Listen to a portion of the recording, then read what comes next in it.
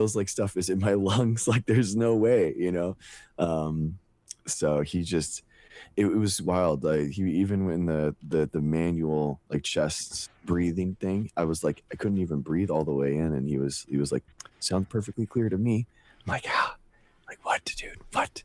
It was wild, but so yeah, basically my voice is like 25% RFK Jr.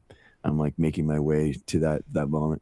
So As long as you're not, going in the increasing direction of sounding more and more like him, I think you're fine. yeah, exactly. So yeah, it's But I'm it's sorry to hear that pneumonia. I've never had it, but I know that it's rough for sure. yeah, it's frustrating. It's like 2 or 3 weeks, man. All of our kids have had it for like 2 weeks. They basically had it for a little over a week, and then they get antibiotics, and then they were cured of it. But it's just for whatever reason the physician doesn't want to give me antibiotics straight away. Very frustrating. So anyway, thanks for being here, guys. Thank you for coming. The Anti-MAHA Power Hour. Thank you, guys. We did not beat last week, so but we have like some interesting news. APAC, sorry, not APAC, ACIP, a, ACIP, the vaccine board. That's some interesting news there. And then that Corey, it's like you linked a really interesting NIH whistleblower thing too. Mm-hmm. So yeah. There's a lot going on, and well, there's a couple of other articles that I came across. Apparently, Uh-huh. there's an well, so there might be an outbreak of E. coli due to people consuming raw, cheese made from raw dairy. As in, it seems like the Wow. FDA, where because it seems like I guess no surprise or unfortunately, the raw milk movement is Yes, I actually saw that, dude. There was like, and the owner was like making TikToks about it, saying like, "There's no way that we, nuh-uh." Basically, he was saying, "Nuh-uh, no, we yeah, didn't. yeah, We didn't have an outbreak." exactly. That's part of the story of like it seems like there were some cases linked to this specific brand of cheddar that's made from whatever raw dairy, and like whatever they're denying and no, I mean to be fair, no actual confirmed link I think has been confirmed, but the FDA is supposed to be investigating whether they actually will carry out an investigation. Well, I hope so, but let's just say Real. I'm not remaining optimistic. Yeah, especially with this, like FDA, in order for them to like actually like go after that and test that, I think that's pretty. I mean, that's them doing their duty, and like environmental population genetics and monitoring is really important. But yeah, it's just like literally like no, so Yeah, it's just very odd. it's five people in California, one person in Texas, and one person in Florida became ill with E. coli infections between September 1st and February 13th. The Food and Drug Administration said three of them told state and local public health investigators that they had eaten cheddar cheese made by Raw Farm LLC, a family-owned farm whose founder said in an interview on Wednesday that no evidence of the bacteria has been found in its products.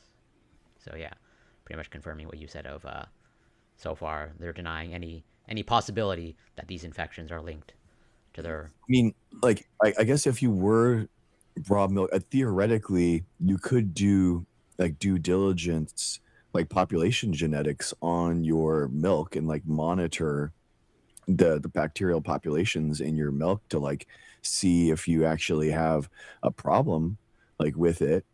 um I don't think that any of them are pro science enough in order to understand or know what that is, so I doubt that they're going to do that.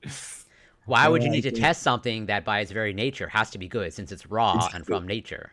It can't exactly. be I contaminated. mean, yeah, I think Corey is exactly right there in that it kind of it goes against the exact sentiment, the whole basis of this. I mean, this is a superfood that is being rediscovered in the modern age. And so, like, why would I have to do safety tests, right? Um, like, it is safe. That's the whole business proposition here. But even if and if you were the type to do all of that, you would like the checks that you were discussing, Dr. Greg. Mm. You'd also be the type to goddamn pasteurize your milk. Yeah, exactly. I mean, it's guys. I mean, just to be really clear, like you don't lose any protein or nutritional value when you pasteurize it. You're not even like necessarily like boiling it for like a certain amount of time. It's just like heating it to the point that like it kills bacteria and then like cooling it down. Like it's like it doesn't have to be like ultra pasteurized, which is different than there's different levels. And pasteurization is like one of the best public health services that and easiest things that we've ever discovered, because it's so easy and there's no harm that's done to it. And so it's odd that like the only thing that you are protecting by allowing more people to drink raw milk is you're protecting people from getting sick. That's it. You're allowing that to happen. Excuse me. And potentially people Yeah. like these. Again, no link established, well, no confirmed link. But I don't think it's a coincidence. Yeah, because Uh, these people they're not going to go to a ton of different places. You know what I mean? They're going to have like their place, and they're going to have like their guy they like. Corey, check your DMs. Yeah, absolutely. Yeah. So agreed. I think these things are going to be relatively easy to track down. Like when you're in these niche fields, there's only so many opportunities you have to engage, right? Like engage with this product. And so yeah, it's going to be pretty. It's not going to be a challenge to find the source of this.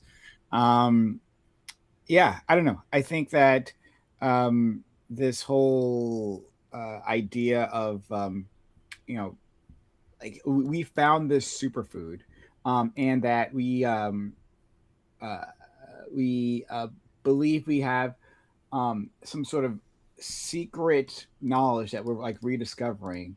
Like it takes a certain sort of mindset, and not like a precautionary one, I guess, is where I'm getting at with this, right? Like a precautionary one would want to check the evidence.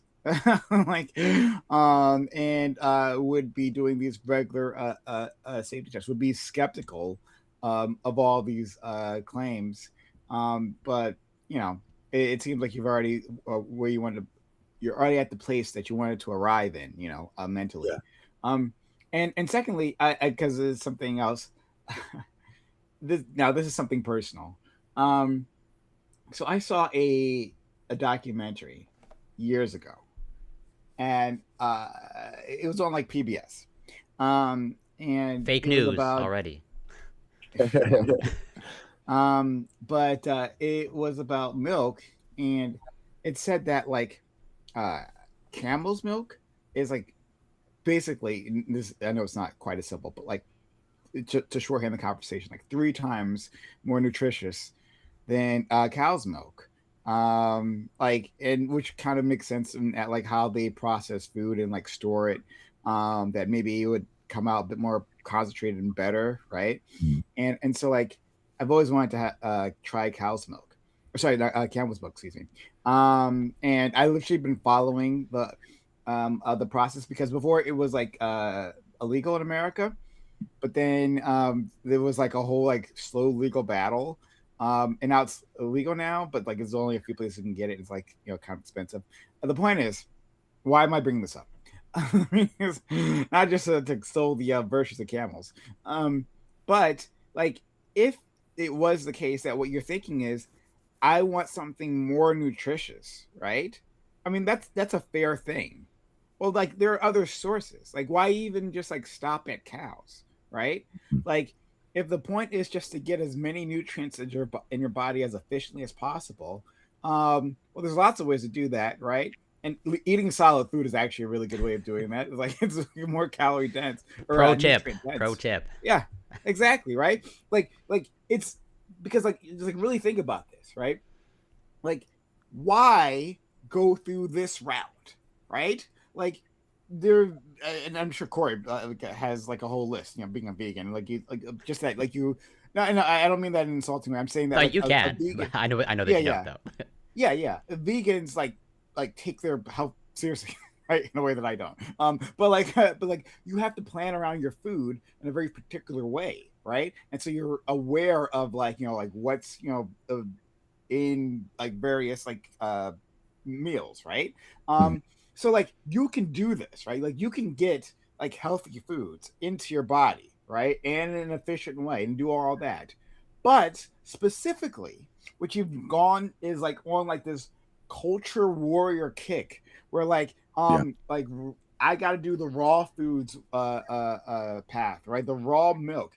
This is better, right? Rather than just like if it was just nutrition, you just find something nutritious, you know? Yeah. Yeah, yeah, you're exactly right. They've ended at the product, and this is why this is the frustration of all these MAHA like supplement sellers, referral link people. Like this, when you're a hammer, everything is a nail. So everything becomes like, oh, I can. It's red light therapy. Or it is an algae tea, and you're like, what are you talking about? Like, why would that ever be, this? It's like, and it's the same thing with raw milk, right? A raw milk seller is going to always champion raw milk. They're always going to say that that's a good thing, as opposed to, being like, I'm going to have the best product possible. If I want to make a superfood, what kind of superfood am I going to make? How can I make it, grass, or how can I make it, past safety standards so that, more people can take it. So I can understand this process better. It's always just packaged in this like grifting, like sleazy, scenario. It's gross.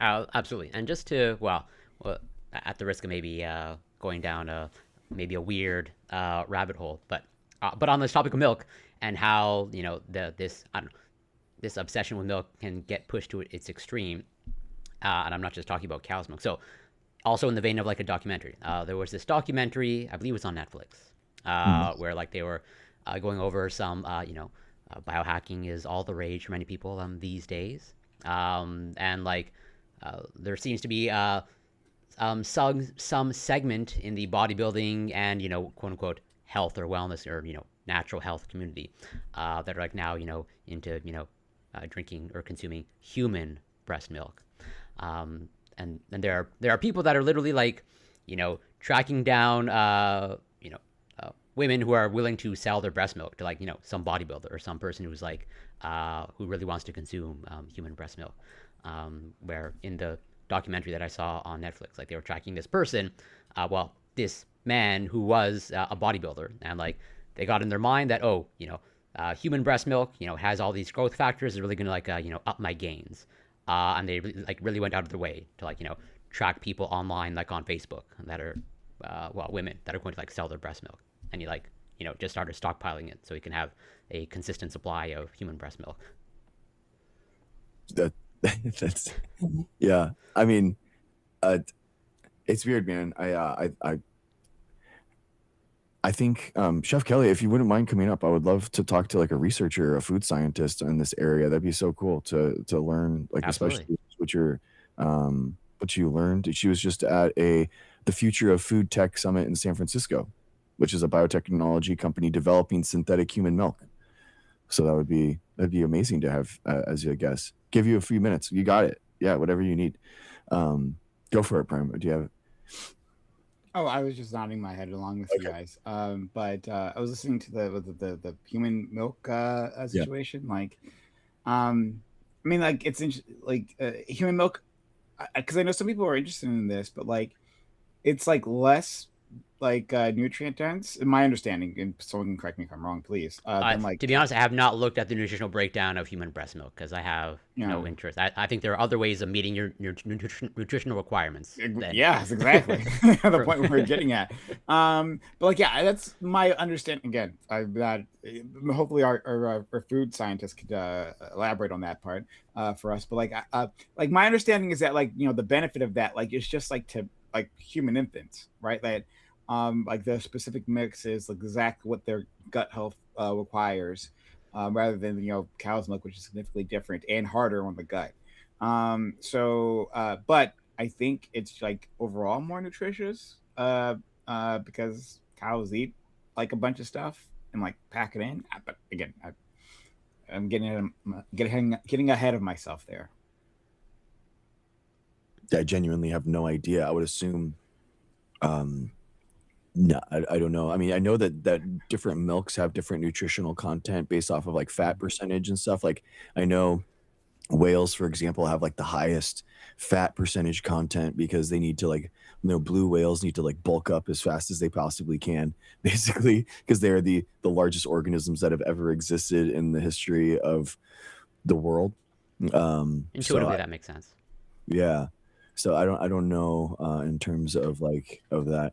I mean, I'm actually like I genuinely probably think that like the future of food, like milk, is probably going into the like ultra processed like space where like Fairlife is going, where they basically like deconstruct milk into components and then they rebuild it together. So then they can, take out lactose, or they can take out things and have like really high, protein content and stuff like that.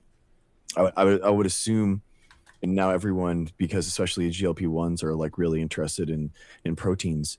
I would think that that's only going to increase in popularity as we go forward. But I don't know, like renewable energy wise, that probably takes a lot of energy, and so I would assume plant-based milks are like are good, better. They have to be better. They have to be better. Depends. I can only say from like I occasionally drink oat milk, but that's about it. But even then, from and not a huge consumer, but from what I gather from like reading some of the labels on some of the oat milks that I buy, like, well, no surprise, a lot of them are like fortified, have stuff added in them. I would assume, I actually know for sure, but I assume just like whatever pure oat milk, there's not much nutritional value in there, but I could be totally wrong. But most of the plant-based milks that I come across, they're usually fortified with other things, trying to simulate, whatever the vitamin D and calcium that you find in whatever cow's milk. Yeah, that makes sense. Yeah. I think I had almond milk like one time years ago, and that will be. You threw up right away. Ever. Is it really that? Is it really that bad? What? Like, it's not. It was not great for me. I'm particularly picky, so I. All right. Like, yeah, that's true. That I know. But yeah. I don't think I've had. Maybe I have. But if I had, it was probably also one and done. But I maybe I haven't. So I might be imagining it and just like preemptively being disgusted. Yeah. Not that I was ever like, well, after like the age of like 14, 15, 16, like I more or less like stopped consuming milk. Just because like, yeah, I don't know. I just actually, it is kind of strange looking back or retrospectively of like, I did like milk growing up and up until like my teenage years, but I don't know, something happened with my taste buds of like, this no longer appeals to me. Or I don't know, maybe just the concept itself, just like drinking something from a cow, just stopped appealing to me. So I stopped. Yeah. Bro, my entire family, I mean, we have 4 kids, and I drink it for my protein shakes and stuff. So we're like, it's just gallons, like a gallon a day. It's insane. So it's wild. What kind of milk? Like whole milk. Yeah. Whole milk. Oh, you're taking RFK's recommendations then. Whole milk it tastes better. Okay. Yeah, I'm not going to dispute that. Whole milk probably does taste better. Like, yeah. Sure. It's the best milk. Well, anything with added fat is pretty much going to taste better. Like the rationale is like, I'm not going to be cutting and drinking milk, right? I'm going to be drinking water with my protein. So if I'm cutting, so like if I'm with milk, I want as much as I can get calories wise, and especially with the kids, and we want it to be like luxurious so that they're getting the protein so that they can, grow. So that's the kind of rationale. Big, strong athletes like their dad. We're trying, man. It's hard to get kids to eat. You'd be very surprised, bro. I'm not surprised at all. You would be surprised at how not surprised I am about that. Yeah. Okay. Like I was telling Corey, I'm extremely picky. Gotcha. We've had these conversations growing up. Yeah. Is there like still like milk delivery that still happens? I don't actually know. This might be. I mean, DoorDash or Instacart. So yeah. Corey's expecting a 1950s. Yeah, the milk, the milk delivery guy. Yeah, exactly. Delivering the white liquid. When, like refrigeration wasn't a thing. That's why they did that. That's right. Dude, Monkey Dog. Wow, in chat. Hey, Dr. Gray, I heard you were mentioned in 2 other lives today in a positive way. Wow. Wow, thank you for that. That's cool. That's awesome, man. Um, yeah, I think I don't know, guys, just the raw milk stuff, avoid it. You know what I mean? All the raw stuff, like just avoid it. Make sure you're getting pasteurized products. It's not healthy for you. Um, it's they're dangerous in a way that you wouldn't want to be messing with it. And yeah, I think it's pretty. There's just no need. I feel like there in life there's like no risks or you want a 0% risk when you can. You know what I mean? Like in a video game, you don't want to have a risk when you don't have to. There has to be a trade-off, and there's zero trade-off for raw milk. So it doesn't like be a video game character in your life and choose the best in slot. Yeah. So Yeah, Well, like, I agree. Go ahead, You Brian. go first, please. I was gonna say, even then, like, just this obsession, like, with milk and like whatever, they have to have it in this natural form. But again, but in my analysis, which could be incorrect, of like just drinking milk in and of itself, I find somewhat whatever. Most of the world is lactose intolerant, from what I it is understand. weird. Looking at the numbers, Drinking cow's milk is a little weird. because I think it's like at least 60-70% of the global population is lactose intolerant. I think that's the norm globally, as It's a opposed to like European flex. yeah, exactly.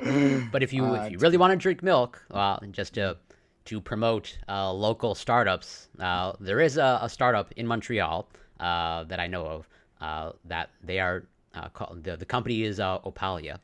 They are trying to develop the world's first cell-based dairy products. Oh, that's cool. Yeah, I wonder how. Wow, cell base.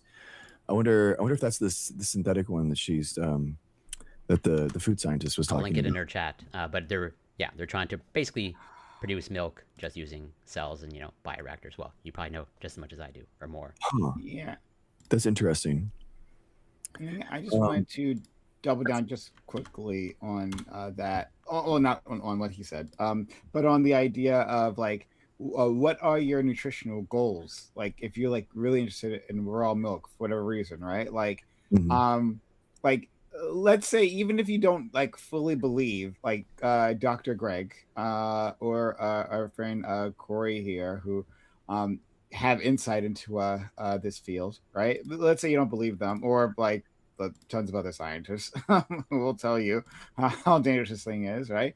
But like still, like there's an idea that there's some sort of danger out there, right? Like there is some level of risk, even if you think that risk is like quite minimal, right? Still, you could probably do the same thing. If you like understand your nutritional goals, you could probably just like accomplish the same thing with like zero risk. Or, or, Exactly. or almost as little risk as possible when eating foods that you don't prepare, right? But still, like you could just like do that. Like if it's like to get more calcium, they're like sources of calcium, right? Or vitamin D or whatever. Actually, I don't know what's in milk. Don't let me not say too much before I embarrass myself. But yeah, like you can find that stuff, right?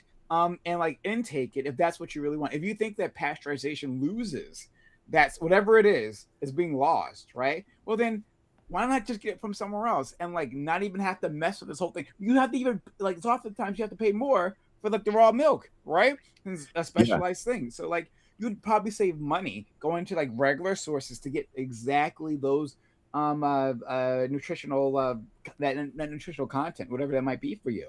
So why don't you Yeah. just do that?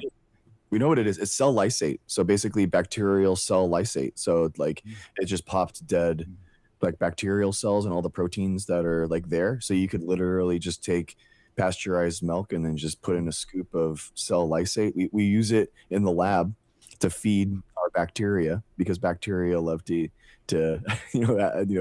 um yeah get some Loria broth. It's like LB, yeah. yeah, exactly. Like, I mean, that's literally what it is. It's like cell lysate, the proteins and stuff that are there. But yeah, you're exactly right, Prime. There's no reason. In sometimes they're called prebiotics. So that's like that. The prebiotics is basically the food for them. But again, the problem is that it gets digested in your stomach. Doesn't really work. So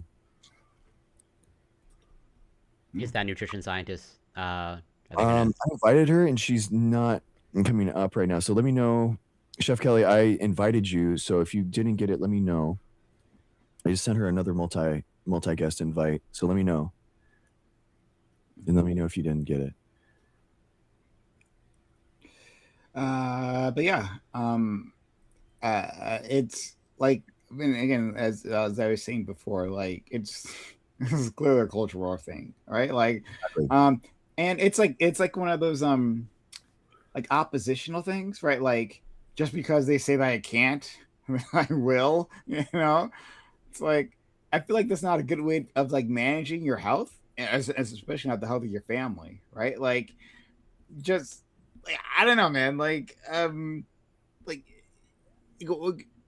first of all, raw anything like introduces a level of risk, right? Like I'm saying, like if like unless you are also the type to like fully go down the path, eat raw meat, right?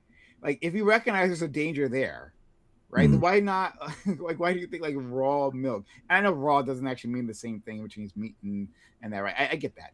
But like still, like there's a preparation that we do, right? We prepare meat and other food products because we understand microorganisms are a thing, right? Even before we knew what microorganisms were, right? We understood, hey, eat this thing raw, equal get sick, right? And so I don't know why we have to like relearn this lesson Yeah. here. I don't get it. Prepare your food. Well, Yeah. Exactly. be Cook your food. careful. We now have actual caricatures, or well, people that are caricatures like the Liver King, without going down that rabbit hole. Okay, That's what like I'm saying. Yeah, like unless you're that guy, right? But even then, he was BSing most of yeah, the he's time, all roided up right? and growth Exactly. hormone Yeah, up You as too well. can get ab implants. Chef yeah. Kelly, thank you for joining us. Thank you for hopping on. We always love like the panels. We always love like when experts come up. So thank you so much for hopping in chat. Welcome. My pleasure. I thought I was going to be on camera. That's why I was like set up in my office with everything. But Yeah. I'm just coming on as a voice. That's fine. That's cool. So what do you think about like we were talking about like raw milk and that potential outbreak from that farm? So I guess like your thoughts, and I'm curious about your future food tech conference that you just went to. Yeah, it's all just so crazy. You know, I've been sort of going into those rooms, like the MAHA moms rooms and the Moms Across America rooms for a while now to gather insight and do a little recon as to, what's really going on, right? And you'd be surprised that like 80% of them aren't the like, generalized sweeping anti-vax and pro unpasteurized milk. But there are sort of the fringe few that are. And I understand people wanting to have a natural resource of milk and with, as few antibiotics or, science interference as possible. But there are real life, and you know this as well as I do because I work in food, there's real life risks to that. Lots of different kinds of foodborne illnesses and diseases, as you mentioned. So, I think it's a slippery slope. I do. I'm curious about the synthetic human milk idea. Like that is so wild. Like how are they making it? Like what are they? I guess they're making the components and then they're like in vitro like creating them and then bringing them together.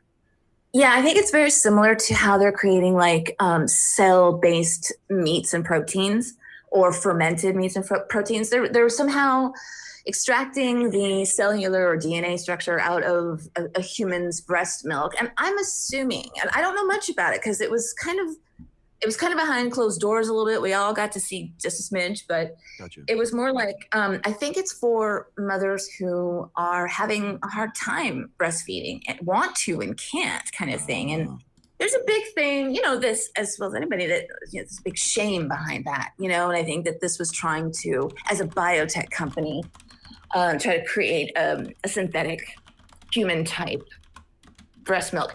I don't know how I feel about it. I mean, on one hand, I'm like, okay, cool. On the other hand, I'm ew.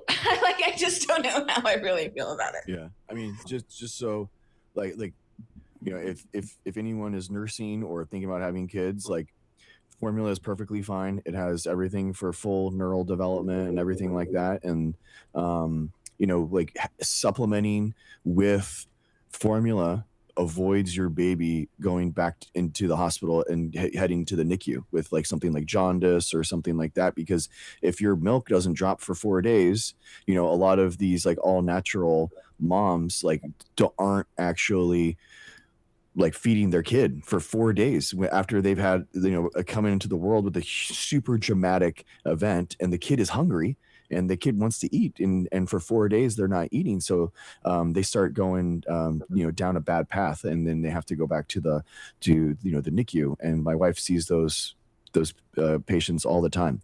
So don't feel bad, don't feel guilty, don't feel Less than a shame. mother. Yeah, for the mom. Yeah, don't feel shame. Like, it's totally okay. The baby is going to be totally fine. Like, supplementing with formula, you basically, the idea is breast then bottle, you know, and then the baby just takes what they take from the bottle, and then that's it. Yeah, so I feel like yeah, that is a thing.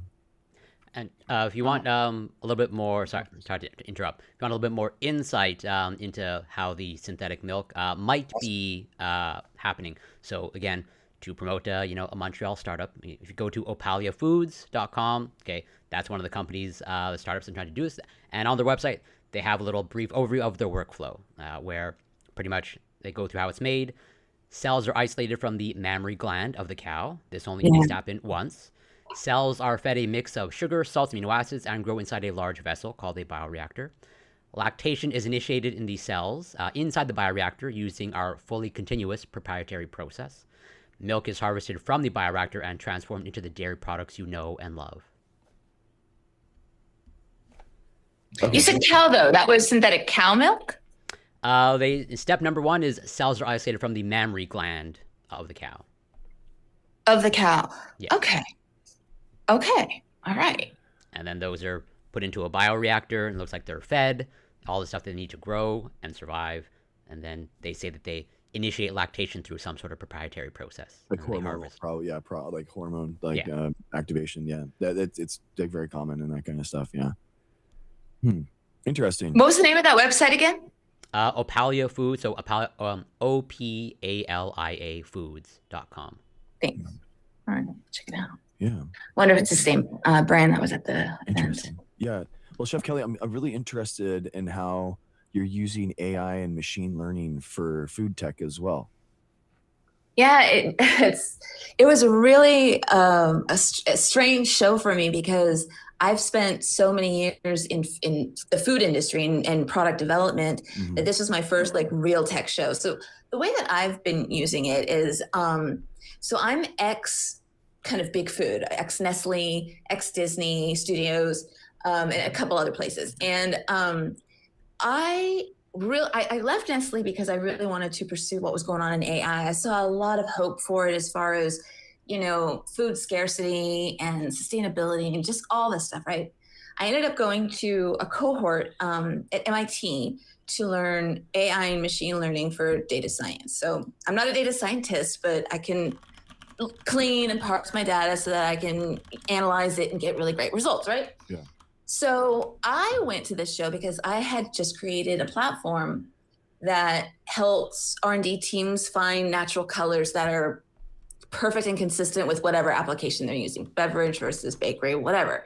But that's neither here nor there. What was really interesting is that it really dawned on me as I'm watching all of these CEOs from the biggest names in food on the main stage doing panels all day, really not having any clue about what's really going on in AI in the front lines.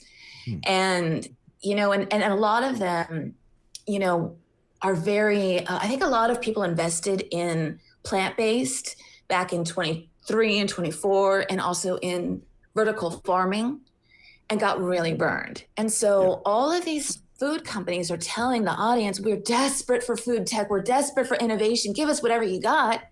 And then all the VCs and investors are saying, we're really gun shy, there's not a lot of money out there right now.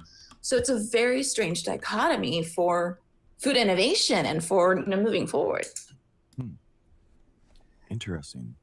So like, I guess like, what are the applications for AI to present like new proteins or create new type of Lots of that. Probably, Yeah, lots and lots and lots of new proteins. Like I was just at the new the Natural Expo West show 2 weeks ago. That was all about proteins and fiber. So the idea being that you're using AI to artificially like translate something that is in like a alpha fold kind of like scenario, and then seeing how that'll kind of like bind together and to create kind of like a structure that you could use for food. Is that like, I mean, like, I'm just curious. Oh, if she might have gotten a call. No. She's tabbed out. But just to There you go. Sorry about There you that. go. Yeah. I heard you. Yeah. There's a lot of cellular grown meat or cultivated meat companies out there. One of them that's doing really cool stuff is called the Better Meat Co. And his name is Paul Shapiro, and he's using mycelium to create this ingredient that's like a very meaty texture. It's got tons of, antioxidants and vitamins and all that stuff. But it's the ingredient that plant-based companies would bring in if they don't have their own lab or they're not creating their own version, and then use that to create their chicken or steak or whatever. It's all very like really B2B, like back there B2B, like 4 steps ago B2B. Yeah. I'm curious, like, I wonder, because a lot of times they're actually using like 3D printing as well in order to actually construct like the meat structure. Like they'll literally 3D print, layer by layer, the actual like patty.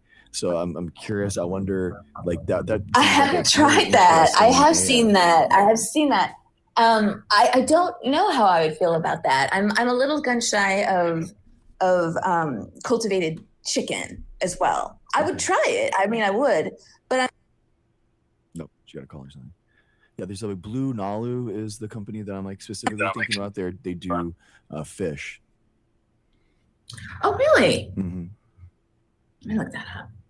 Yeah, sorry, my phone keeps cutting out, but I'm gonna put it right over here where it gets the best reception. Okay. It's all good.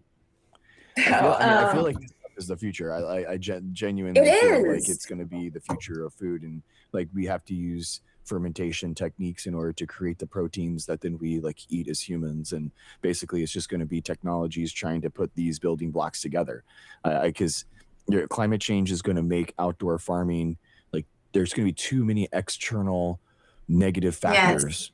You're going to lose. We're basically, as a country, we're going to be, paying billions and billions of dollars for farmers insurance. And we're going to say, why are we spending billions of dollars on failed business models when you could just throw up a beer fermenter, basically, and then you could just run, some yeast or something in there that then we could use as beef patties. It's just going to make more sense. I think we're just going to see a lot of hybrid meat, like where it's half real ground beef and half being fermented or cellular ground. Yeah. Corey, I'm curious about your thoughts. Well, yeah, I agree that those technological innovations is the future, both in terms of sustainability and probably just, at the end of the day, I think what will ultimately win out is like since we can ultimately engineer these meats or whatever the food like to a T, like tweak everything to like the perfect amount of taste and texture and flavor, I think that's just ultimately going to win over people. But what I do want to ask if they want to say or share is, so in this vein of technological innovation and what is also appears to be part of the MAHA movement is like their push towards what they call regenerative farming, or like that's the solution also to everything. It's not technological innovation, and they're understandably like most people, they're against factory farming, but they promote this aspect of or they say regenerative farming is a true way forward, not any sort of technological innovation, or like we need to transition away from factory farming to regenerative farming. Is that something that you hear? I can't remember your name, Chef. Kelly. Sorry, I apologize. In a room full of a crowd of people, and you yelled out "Chef," I would turn around. So I agree with you, and on one hand, I'm very Pollyanna about what AI and what innovation and clean science can do for us, because let's be honest, for the last 30 years, we've been the victims of some pretty dirty science, right, in our food system, and I definitely think that regenerative is one way to go. I think that there's regenerative for the people who want to keep the earth and the soil and as clean and natural as possible. And then there's innovation in science that can close those gaps between the food scarcity and reducing those methane gases and carbon footprint, right? But here's the thing, because this was a lot of conversation as well at the forum. How are we even going to talk about regenerative? Now, don't get mad at me when I say this, but how are we even going to talk about regenerative when we can't even get these insecticides and herbicides off of our commodity crops that are basically toxic to our food system? It's like you're building it all on a house of cards. Yeah, I'm not a proponent of regenerative farming. I'm all for largely technological innovation. But like that's a lot of the pushback that I hear from those that are, let's say, part of the MAHA movement, or those are on the right largely. They want to go back to whatever, I guess, whatever traditional farming, but really there seems to but based off of, again, I haven't done a deep dive, but based off of the limited research that I've seen on regenerative farming, like there seem to be some benefits, but from what I can tell, this is not like the solution to climate change, or this is not really going to overhaul everything that we're doing. Well, Corey, unfortunately, and this is very unfortunate, our food system is highly politicized. I wish it wasn't. I don't think it should be. But you talk about reducing the amount of cattle head, and ranchers get really upset. Mm-hmm. You talk about corn subsidies, and half the farmers want out, and half the farmers say, "Don't touch my subsidies." Yeah. It's all, and then you've got the lobbyists who are in each state trying to, pass weird things to the farm bill. It's very political, and that's what's, I think what's slowing down our innovation more than anything. So, first of all, hello, Chef Kelly. Hi. Nice to meet you. Hi. I was unfamiliar with you. I went over to your page, and it looks absolutely delicious. Like, oh my God, like if you haven't seen her page, I'm like looking at all the things she's preparing. Like, I wish I had some skills here because this looks so freaking good. So I just wanted to start with that. But beyond that, though, I think I think this conversation is interesting. Like, and I wrote down a few things here. Like, starting off with, like, I guess going backwards. What you just said about wishing the food supply wasn't political. Well, I think there's no choice for it to be political, right? Like, food is a scarce resource, and we have to decide, and the land it takes to grow it, and the whatnot. Like, we have to decide where those resources are going to go, who's going to be in charge, who's going to benefit the most, winners and losers, right? That's inherently political. And my understanding, and maybe I'm wrong, I could be wrong, is that that's literally the origin of politics. So, like when we had to store our grain, and decide where it goes, right? Like, yeah, politics. Yeah. And so, I feel like we should instead embrace the fact that it's political and fight on those grounds, and say that, hey, had these specific policy solutions, whatever they might be, and be putting those things forward as a better way of doing things. So there's that. Well, actually, I'll stop there in case you want to respond to that, and I have other things to say. No, I think you're absolutely right.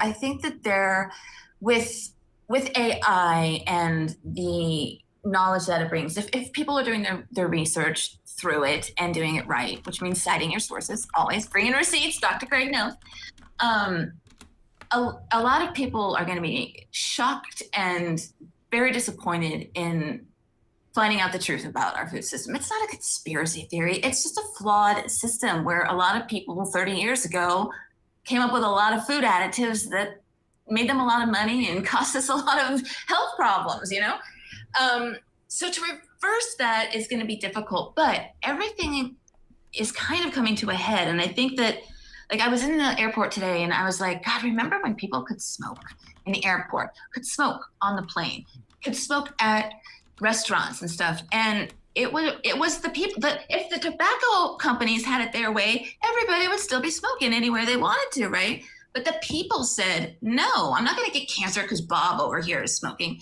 And that's kind of what we have to do, is we have to say, I'm not going to buy your product, or I just refuse to accept that this is how you want to feed our country and, you know, how you want to treat our food system. But that's not, like, I don't get on a soapbox about it. I sort of, and I can, but I won't. I just try to live in the solution. I try to bring things to the food industry that can little by little solve those little problems that make big differences. My slight pushback is just that, like, and I agree with like pretty much everything you just said, like, but like my slight pushback is that like whatever you bring is inherently political, and just like be related to like embrace that, like whatever solution is something that's going to go against someone else's interests, right? And then that's a fight, you know, no matter what. Yeah. I completely agree. I 100%. I'm with you. I think the biggest positive political change that we can make that would impact our food system and our renewable energy production is... Don't say regenerative farming, please. It's reversing that Bill Clinton bill that mandates our gas to have 10% ethanol, which basically subsidizes all of these corn, you know, basically it linked corn prices to oil prices. And that's why there's so much corn planted everywhere. And I think, to Chef Kelly's point, like it's actually going to come to a head when we, you know, kind of start phasing out gas cars, you know, in the next, you know, 20 years here. We're going to see less and less of them. So that means that we're going to have less gasoline, which means that we're going to have less of a need for the ethanol, which means that these corn farmers are going to need to have something to plant. And I think that phase shift is a good opportunity. It's actually right now is a really good opportunity to start moving them over to some type of like fermentation based production for renewable and sustainable, you know, materials, fuel, food, that kind of thing. Mm-hmm. Yeah, I completely agree. And, you know, there's been a lot of advancements in the industry, you know, like what I was talking earlier about clean color.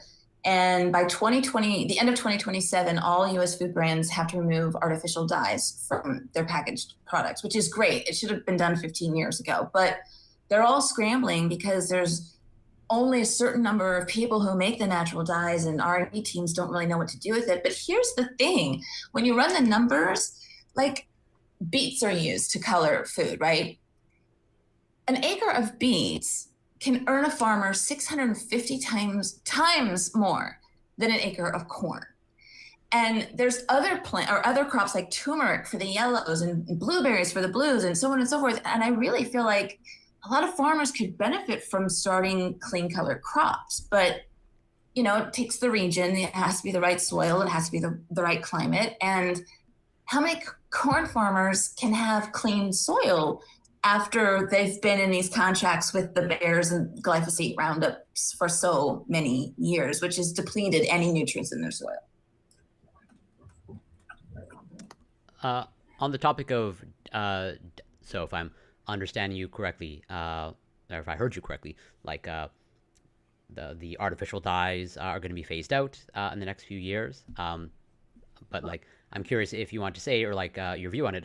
So these dyes, they are used, I think, for a variety of purposes, but like one of them is like, I think, just to make food look more attractive. Like, I think one of the reasons why companies use them is because, like, well, this entices people to buy whatever food that is using the dye. And I think that even holds true for like, I don't know that I'm pretty sure no actual fruits or vegetables are dyed, but you probably know better than much more than I do of like, it seems like food aesthetics plays a large part in the consumer choices that people make. Of like, an apple needs to look a certain way, even though the apple that is not quite as aesthetically pleasing has all the same nutritional requirements, probably tastes virtually identical.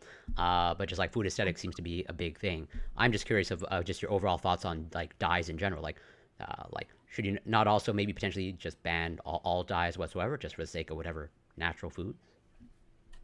Well, first of all, I want to say something to Miss Cake. She was like, what about ground up bugs? Yes, there is a color called carmine, which has this little teeny prehistoric bug inside of something that they're grounding up and using for color. But rest assured, there's been a lot more innovation on the way, because I don't think people want to use carmine anymore. Okay, so you're right. Like, for instance, Florida oranges. Florida oranges don't ever get that bright, orange color that we see in all the commercials. They come out kind of a dull yellow, greenish. They're They infected with spray orange Florida blight. oranges. Yeah, they spray them with food coloring. Orange B is what it's called. And orange B isn't even approved for human consumption.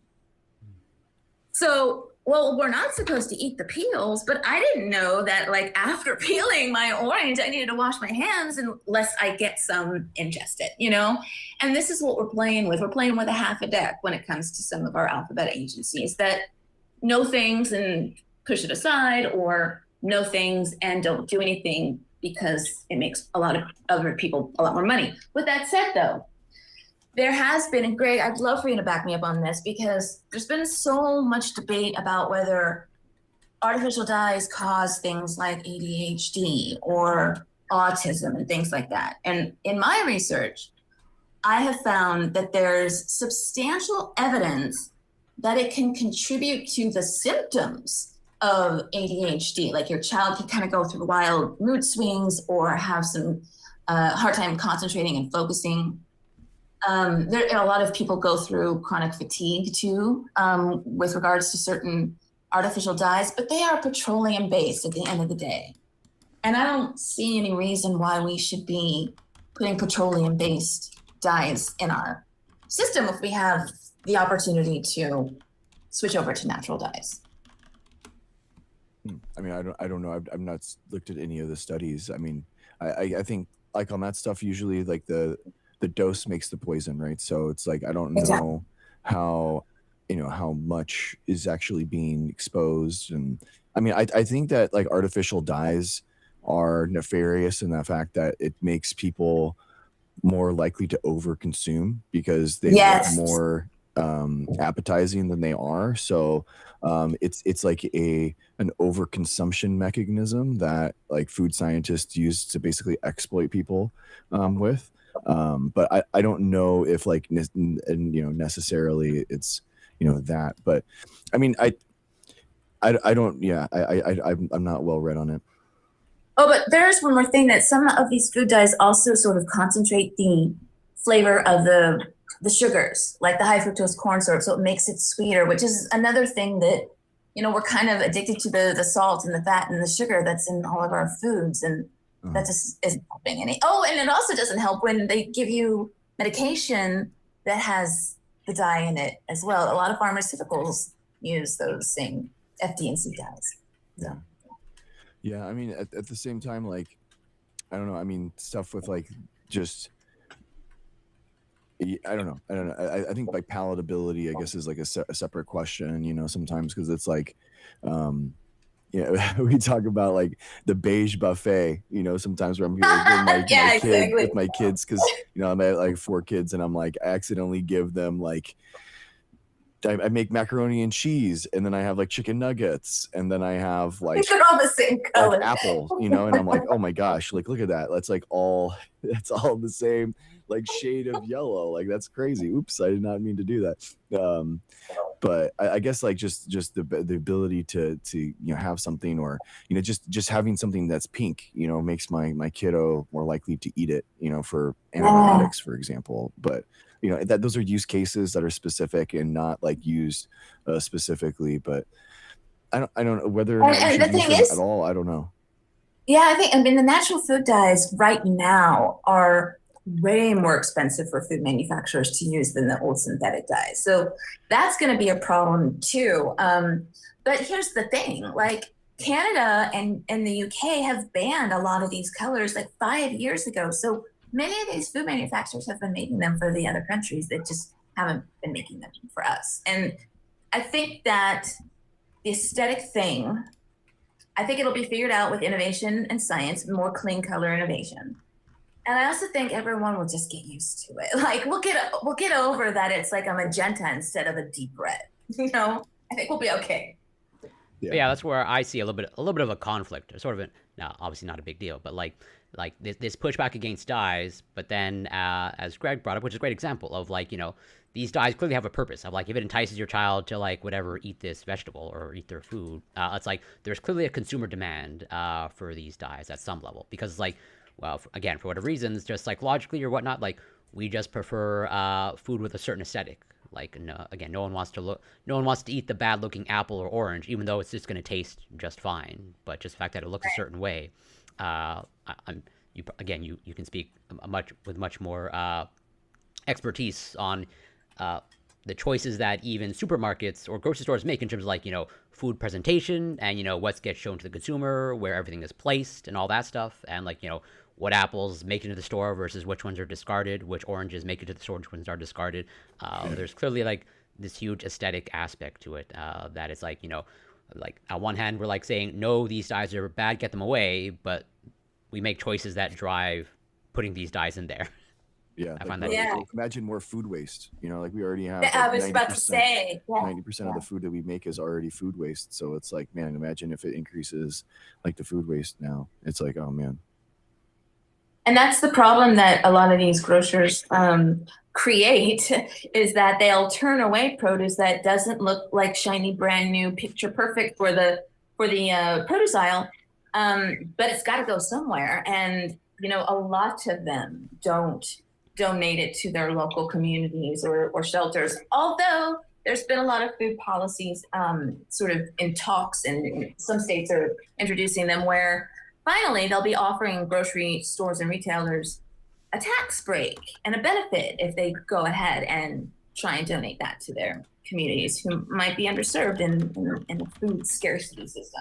Didn't like Fruity Loops or something like last year just switch right over to like all natural stuff, and then they got nothing but complaints, and people were saying that it's like, why does my Fruity Loops look sick or something? And it's like a picture of both of the bowls of cereal, and it just basically looks like a filter or something, like a 19. DM that to me. I want to see it. I could have sworn, maybe I'm like hallucinating it, but I could have sworn that they like that people like complained about it, and then they just switched back because they're like, never mind, like this is not worth our time. But I don't know. I mean, it is. Yeah, I don't like really. I feel like I think we have to. I think we have to make our food systems more renewable, sustainable. Work on those materials. And work on the impacts that we're having on the environment so we can conserve the biodiversity that's here. I mean, that is my like main, I guess, goal in that. And while we are making this switch, like it's like incredible. We'd make our food more nutritious, I feel like, with this switch to fermentation based, but that's. We can. It's absolutely on the table. How do you feel about the use of AI in like food tech and food innovation? I think it's inevitable. I mean, I use AI like, when I made my anti-vaccine tracker tool. I'm using AI in order to track those bills, in order to make the templates for people. I used AI in order to make the website. I wouldn't have been able to make the website without the AI.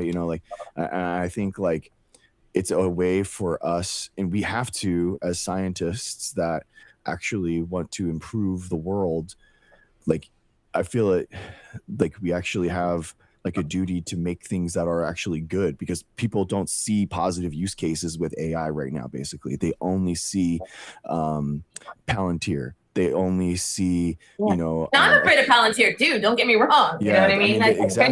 Exactly. But we're losing the social credit, really quickly, and I feel like, and that's why I tell people, I'm like, this is, we developed scienceandfreedom.com, which is like the first pro-democracy tool that's ever existed. That was created with AI, and we use AI for good, for the first time, so it's like, because I want people to think that like, oh wow, this could actually be a tool that can actually help me, that can actually make my life like better possibly.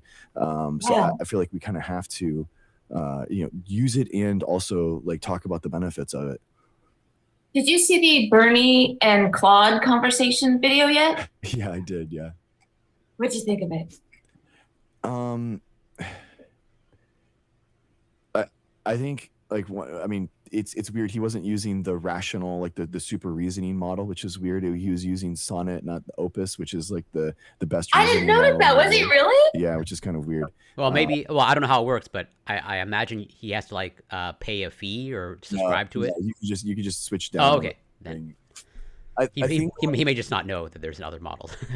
I think that there's like legitimate fears. Like if we weren't, under the boot of a fascist government right now that was, trying to dismantle science as an institution, jail, throw people in jail, perpetuate like genocide in the Middle East, that's like using AI legitimately, for really bad things. Like we would basically be in an alternate world is, us actually working on getting people some type of job security, or you working out universal basic income, or, figuring out how we can actually, what we need to do is make the profits from these AI that are used as a business model, tax them so that we can actually, reap those benefits as a society. Because if we keep them all in the hands of these companies, then we will have nothing for the workers.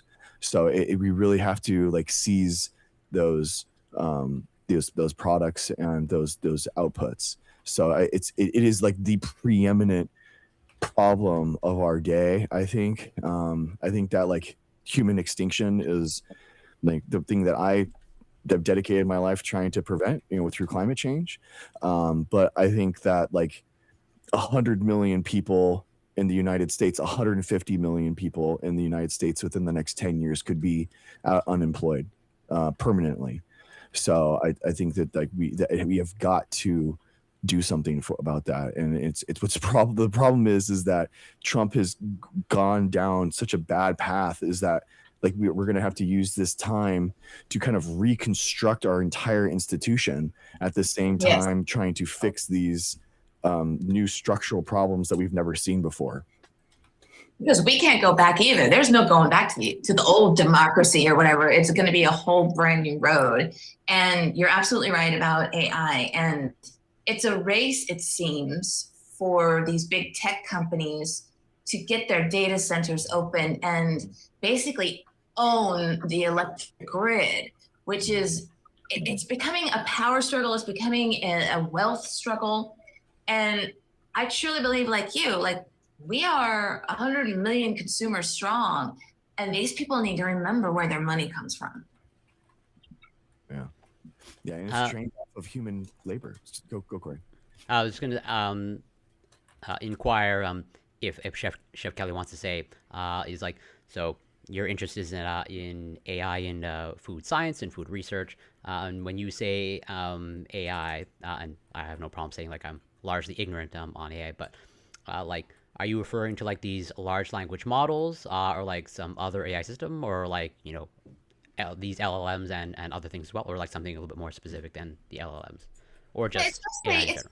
Use of LLMs, right? And there are closed source ones and open source ones that you can work with. We're not going to get into the whole like really, really boring instruction on that, but like, yeah, it's called applied AI. So I'm not out there building new models and coming up with scientific methods to, and algorithms to put into the new models. I'm taking the models that exist and I'm just creating layers on top of those that are sort of like become my knowledge base. Does that make sense, Dr. Gray? Yeah, like, there's something a little bit more specialized. Pardon? It's like something that's a little bit more a more specialized large language model, if I'm understanding correctly, or I may be misunderstanding. Well, like well, I've just been using it for so long. So I will do research in several different AI large language models. Like I'll use ChatGPT, deep research. I'll use Perplexity, deep research. I'll use Claude for certain things. Claude is great at writing. But then what I can do from there is I can aggregate my data and I can run it through these pre-programmed systems that, are like, it's called RapidMiner or Data IQ. And it kind of creates for me my own miniature large language model, but it's built on top of whatever model I've chosen it to be. So I could choose a Gemini model to build it off of, or I could choose a Claude, Sonnet, or Opus. I'm not explaining myself very well. I'm very sorry. No, that's okay. Like, well, I think these are probably difficult things to convey, but I think I understand the overall sentiment. But yeah, It's kind of like a custom GPT, but like on a just bigger scale, basically. and largely for research purposes, or like Or for to enact the research. So now it becomes my workflow inside of that language model. So it's sort of like for the dye situation, like it kind of becomes its own little food scientist in there, learning about food dyes and where the heat can turn a red to brown and things like that. Okay.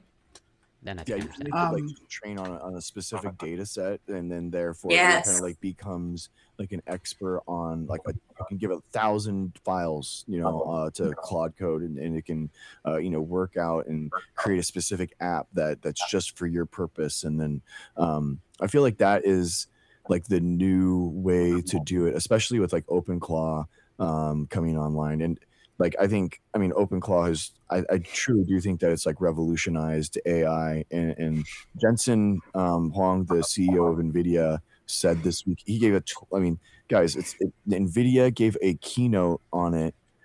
In his keynote, an hour-long keynote, he gave a 20-minute presentation on just this one piece of open source software that came out. So it's just wild.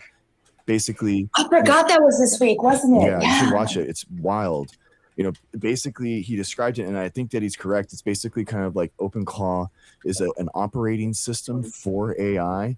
And before these models and stuff were kind of like individuals, individual programs and stuff like that. But now through OpenClaw, they're actually kind of like linked together in this large like operating system. And you can kind of like, you know, log in, and it's kind of like booting up OpenClaw for the first time is kind of like booting up a computer that has nothing like installed on it. So, but wait, the thing is that you can just talk to it and it can start building the tools that you need.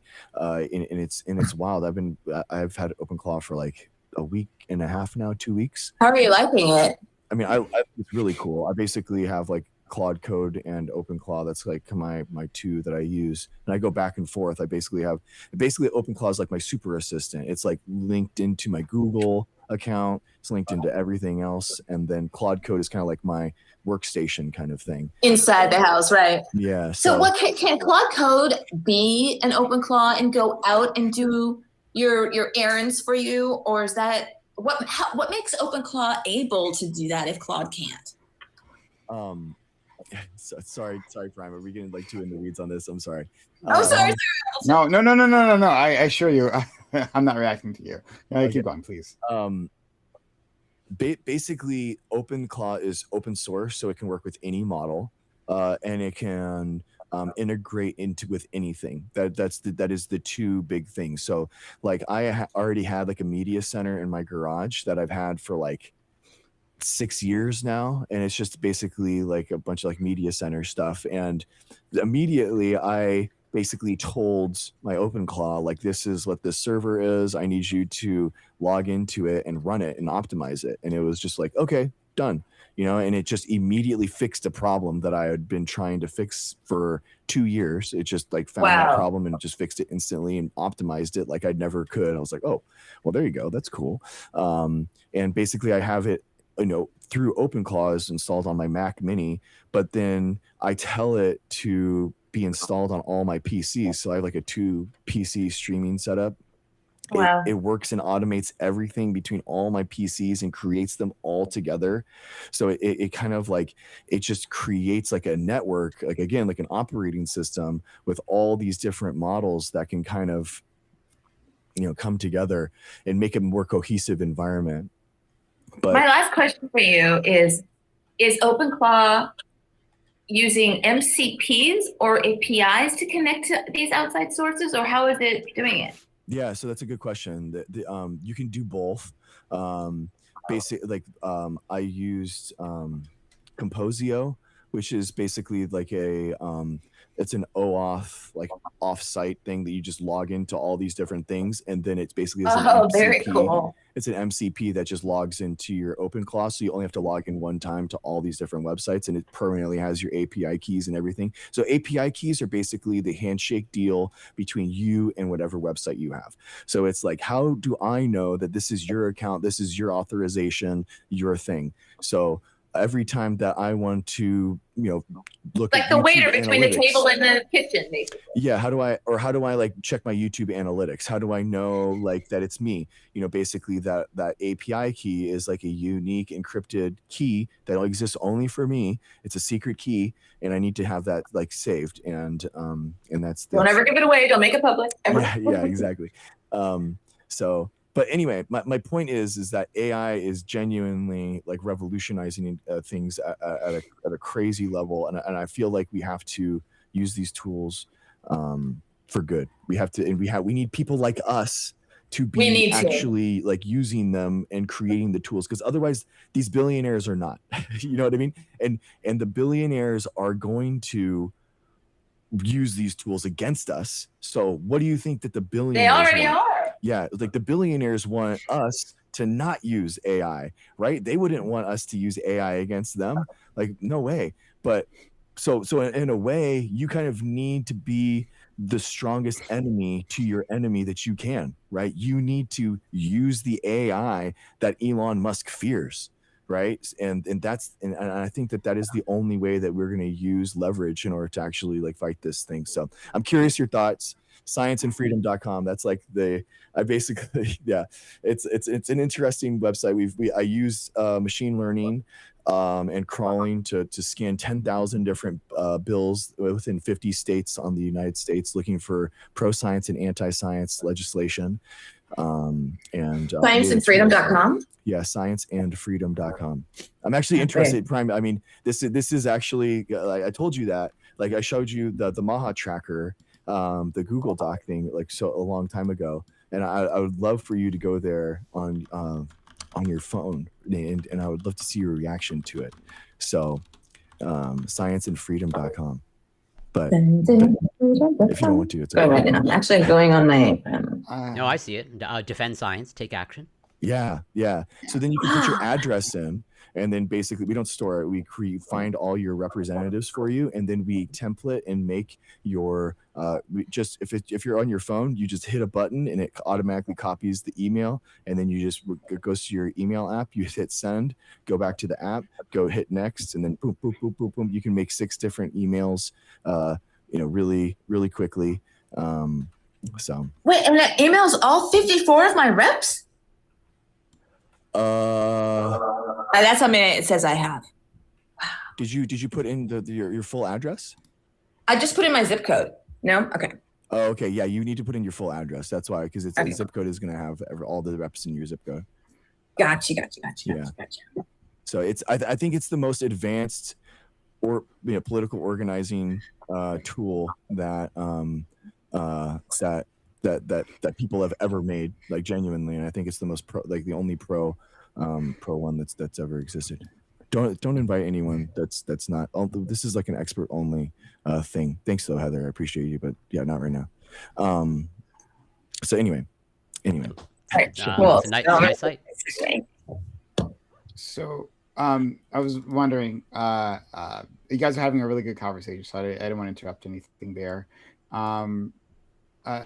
So okay, well, I had a few things I wanted to say previously. Before then, I was just curious because you had said it before at the very start of the conversation, but you said you took some sort of course for AI machine learning. Yeah, I took a cohort at MIT for professionals. So I didn't go like Cambridge or anything. It was an online 6-month cohort back at the end of 2023. No, yeah, at the end of 2024 into 2025. And became certified in what they called AI and machine learning for data science solutions. That's what the certificate says. Yep, I did. Everybody thought I was crazy, but I did it anyway.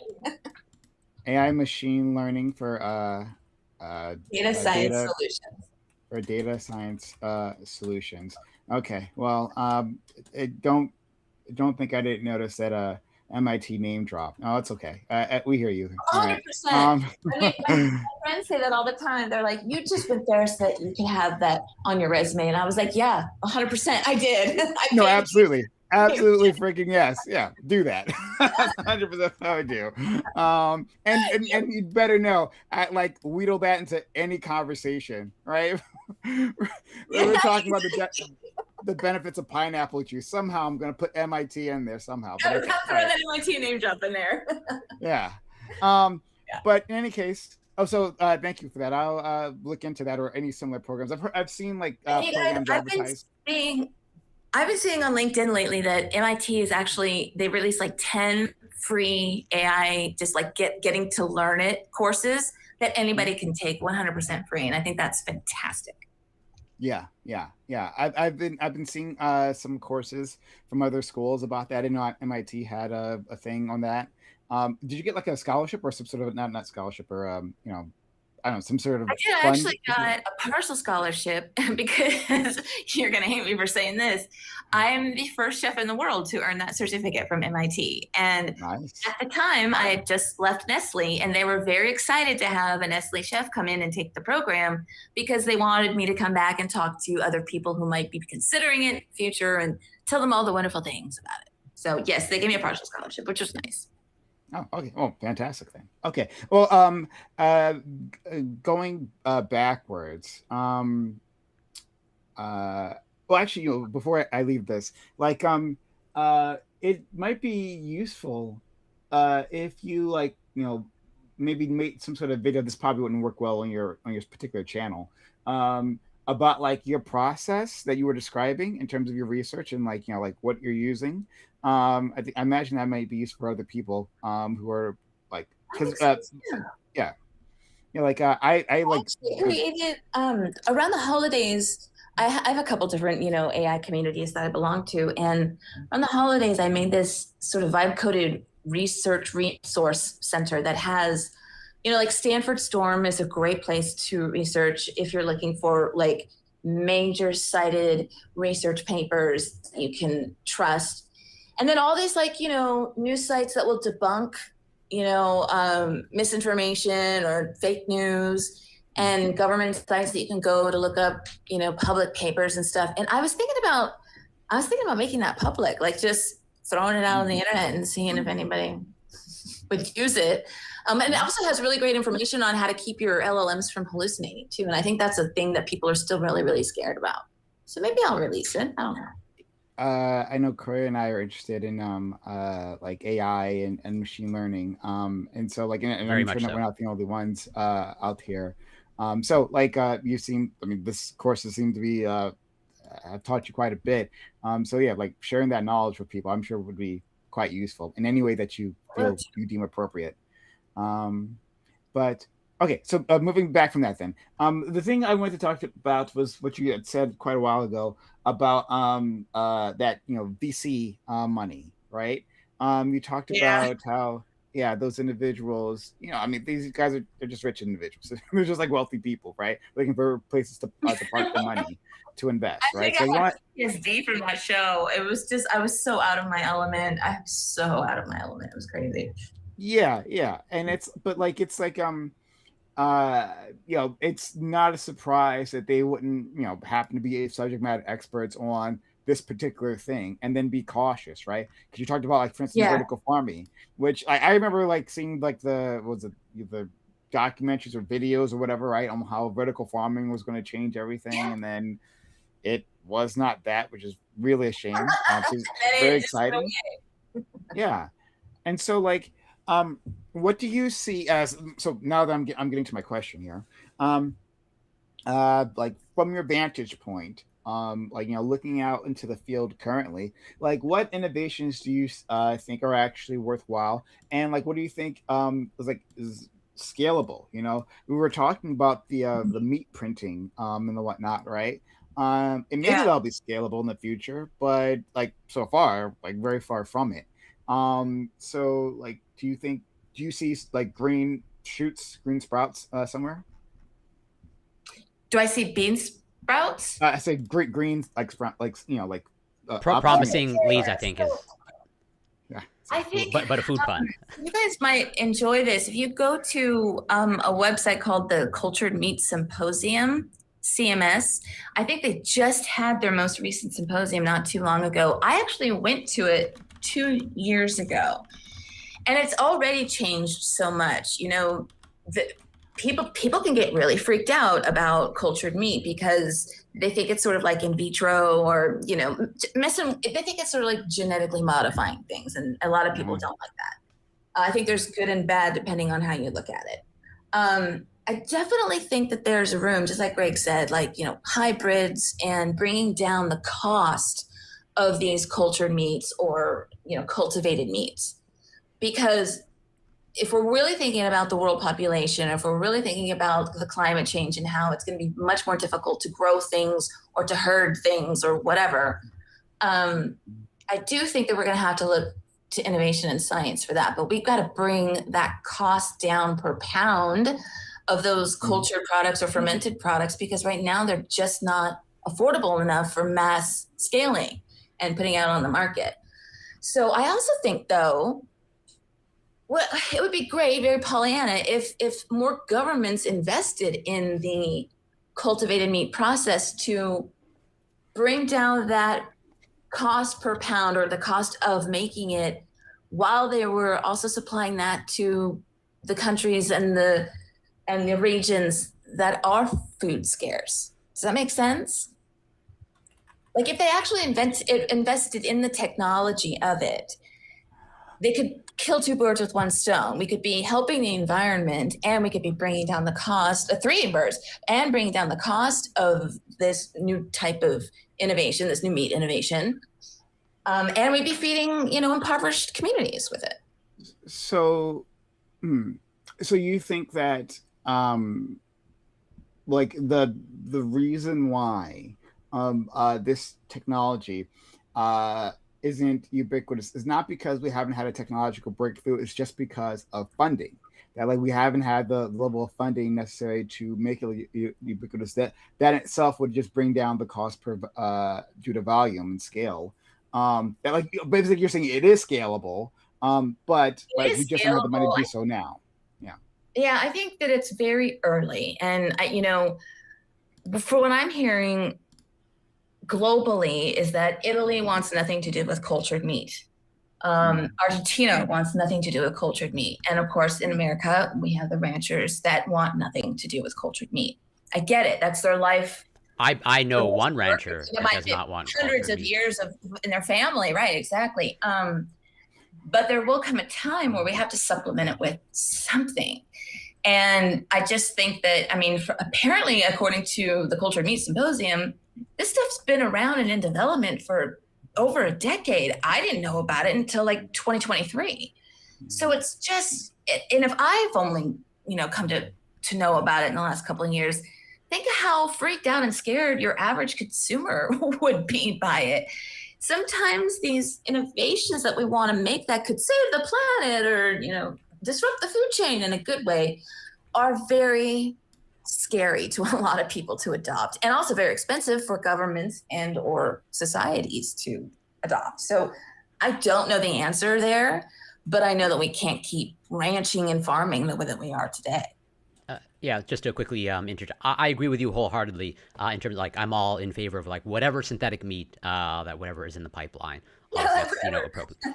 But what I can say also is, like, the Cultured Meat Symposium doesn't do itself any favors when you go to the website and it has, like, the least appetizing burger on its front page.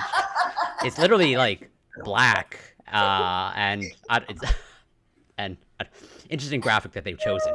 But I think this all goes back to, like, maybe I'm connecting things that are actually connected, but going back to, like, optics, and it's like you are, from what I'm understanding, you're expressing, that there's this battle to be won over the optics of, synthetic meats or cultured meats, where, like, there's, you said Italy's opposed to it, but, like, if you can demonstrably show that, like, all the nutritional value is there, matches 1-to-1, all the taste is there and texture, but just the fact that it's engineered, just optically, people will not be on board with that. Just like same thing of like, I think I get where they were going. I think they wanted it to look sort of like a metaverse burger, but it missed the mark. It definitely did. I have no problem, but like, let's just say I would not blame anybody in the general public like going to this website. It's like, why would I ever want to eat that if that's what they're producing? That's the culture meat future. But like, yeah, a lot of it goes back to optics. Of again, walking into a grocery store of like seeing the red apple and the orange like does something, and like for whatever reason, and I don't agree with it, but just knowing that something is human engineered does something to some people, understandably, but for all the wrong reasons. Oh, I agree. I mean, and I'm Gen X, and we fell for all of that marketing hook, line, and sinker. The bigger, the brighter, the louder, the better. And I think that's a habit that we have to learn to break at the same time. And think about the food psychology. I don't know a lot about food psychology. There's definitely a lot of people who know more, but it's part of the whole package, the trickery, the marketing. They definitely give you that FOMO feeling when things are, when the optics are just right, like you said. Yeah. But sorry to interrupt. I think Prime wanted to say something else.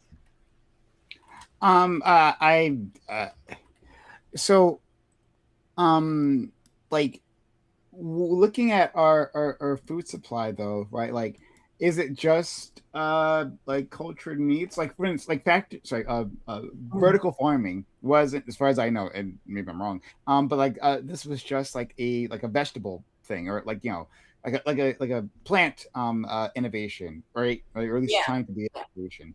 Is there anything else other than like cultured meat that you're seeing out there? It's fine if you don't have anything off the top of your head. I'm putting you on the spot here. But like, I know.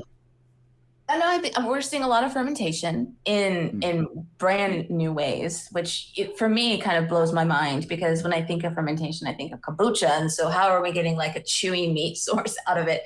But I'm not a scientist. Trying to think of what else has been coming out in the world. Well, I just saw a clean color. Actually, they won the award at the Future Food Tech Show.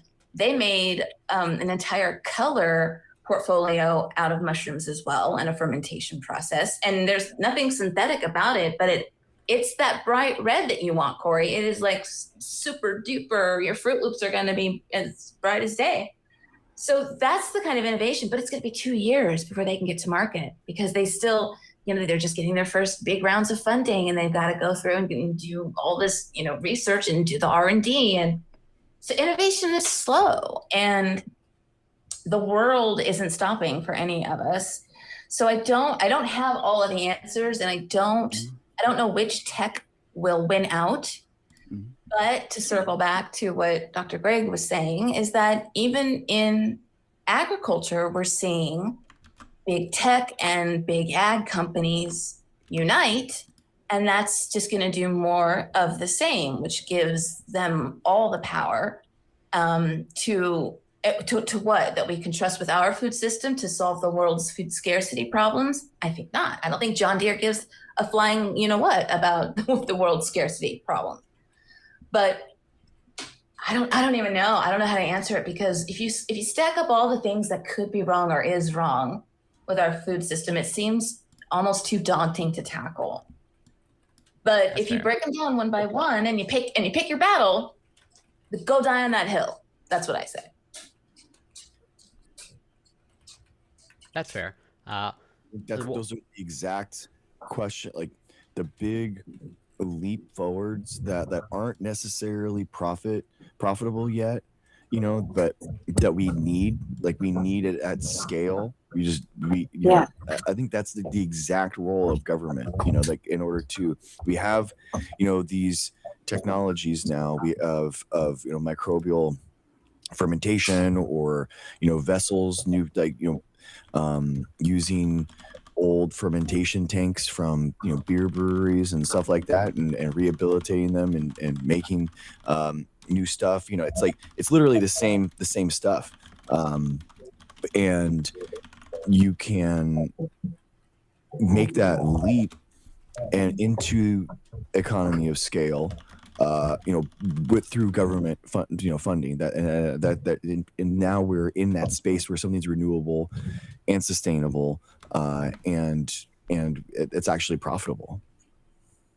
Yeah, but it takes it takes us not going backwards, meaning stop repealing all of our World Health Organization, funding and partnerships, and stop repealing the EPA, regulations that keep our air cleaner and our condemned refineries closed as they should be.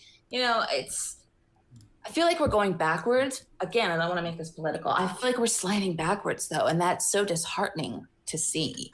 When our government what I feel we were so close to really getting somewhere with everybody, the EPA and the CDC and the FDA, and now I feel like we've just kind of slid backwards a few years. And the only thing I think that will keep going, honestly, is the tech innovation and that kind of science, because that's more money. That's where the money is for that. You know what I mean?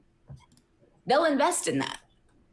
Yeah, I agree wholeheartedly. One last thing that I want to ask, and again, if you want to share. So, sort of as you spoke about this culture meat aspect, which largely has to do with how do we produce how do we meet our protein needs or produce our protein needs animal free, ideally. I'm curious if you have any thoughts on what I perceive as now this movement of like packing protein into everything. Okay, protein into yogurt, protein into Doritos, protein in your Fruit Loops.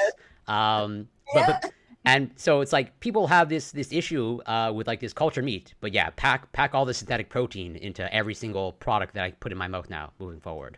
Yep. Well, I think that it's not going anywhere. Like, if one thing I learned at the Natural Expo West show was that better for you, quote unquote, it's a whole category now. It's better for you brands, and they're going to be aisles of them now, which will be like protein packed gummy worms, and like I'm already seeing like brownie and cake mixes with extra protein added. But that's really, it's not. There's innovation there for sure, because nutraceuticals and pharmaceuticals are coming out with new protein powders and formulations every day. And what's really interesting is that the Gen Z market really likes that stuff.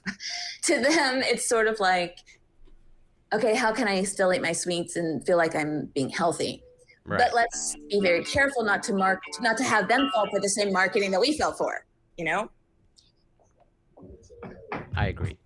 I do find it, pretty comical these days watching because like I mentioned this like maybe a few weeks ago of like in my in whatever the yogurt aisle in my grocery store, it's like every yogurt has now a high protein version. And I compared like the nutritional labels. It's like the regular version, it's like 14 grams of protein per serving, and then the high protein one is like two extra grams. I'm like, well, like, is that really high protein? Like 14 versus like 16 or 17? Like, is that really a world of difference? I don't think so, but like that marketing is clearly working on some people. Yeah.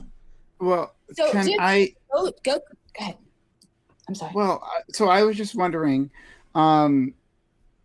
so this, sorry, was it better living? Is that what you said, the phrase you used? Oh, better for you. So it's like better-for-you, better for you brands. And that's all your Doritos with extra protein, and your mac and cheese with extra protein, and all your yogurts. So, this is my first time encountering this, so I don't have like a strong opinion, right? I'm just like this off the top of my head. It seems though that like the more like once you turn this into a brand, to a label, like that thing can be co-opted. Not that like you shouldn't be pushing like, hey, like these are alternative options, right? Like, and that's fine, and it's also fine to monetize that. But I'm saying that like I'm looking back at the origins of MAHA, right? Origins of like it was like liberals who wanted to eat better, like make healthier choices, right? And so like they started this, and then that like got co-opted by like things like Goop, who were selling them this idea. So it was very liberal coded. And then it switched later on into a conservative coded thing. And now we have this like a space that's full of grifters, right? And so like my only concern, again, like I don't have a strong opinion on this because I'm only just hearing about like what you're describing now, is that whatever that is, especially when we're talking about like these like multinational corporations, right? Like they'll like co-opt it, just like the organic label, right? Everything's organic now. And people have like, but there's have actually three separate types of organic, and they don't tell you that, right? Yeah, exactly. Yeah. Well, I think that I think you're absolutely right. So when you see brands like Kraft Heinz or Doritos getting into the loaded with protein market, you know that it's starting to become oversaturated already, because big food companies are notoriously much slower than smaller startups or small and mid-sized companies that tend to be faster and more agile to get to market, right? Mm-hmm. So we're already going to see this major oversaturation of protein. The next wave is going to be fiber added. Lots of fiber, natural fiber, fiber extracted from this, fiber fermented from that. But what we need to do is make sure that we're keeping up with the labeling and regulatory compliance of those things. So you can't put on your label that it has 30 grams of protein if you're not taking into effect if that's still 30 grams of protein after it's been processed or baked or whatever, you've had some loss of whatever. And I was actually going to tell Corey to go to the Egg Foundation of America, I think. Sure. They're doing crazy things with eggs, putting egg protein in that won't taste like eggs at all, apparently. And then there's also another brand called David's Protein Bars that was majorly in the news a couple weeks ago because I've heard about them. It only has 150 calories. Did you cover this already, Dr. Greg?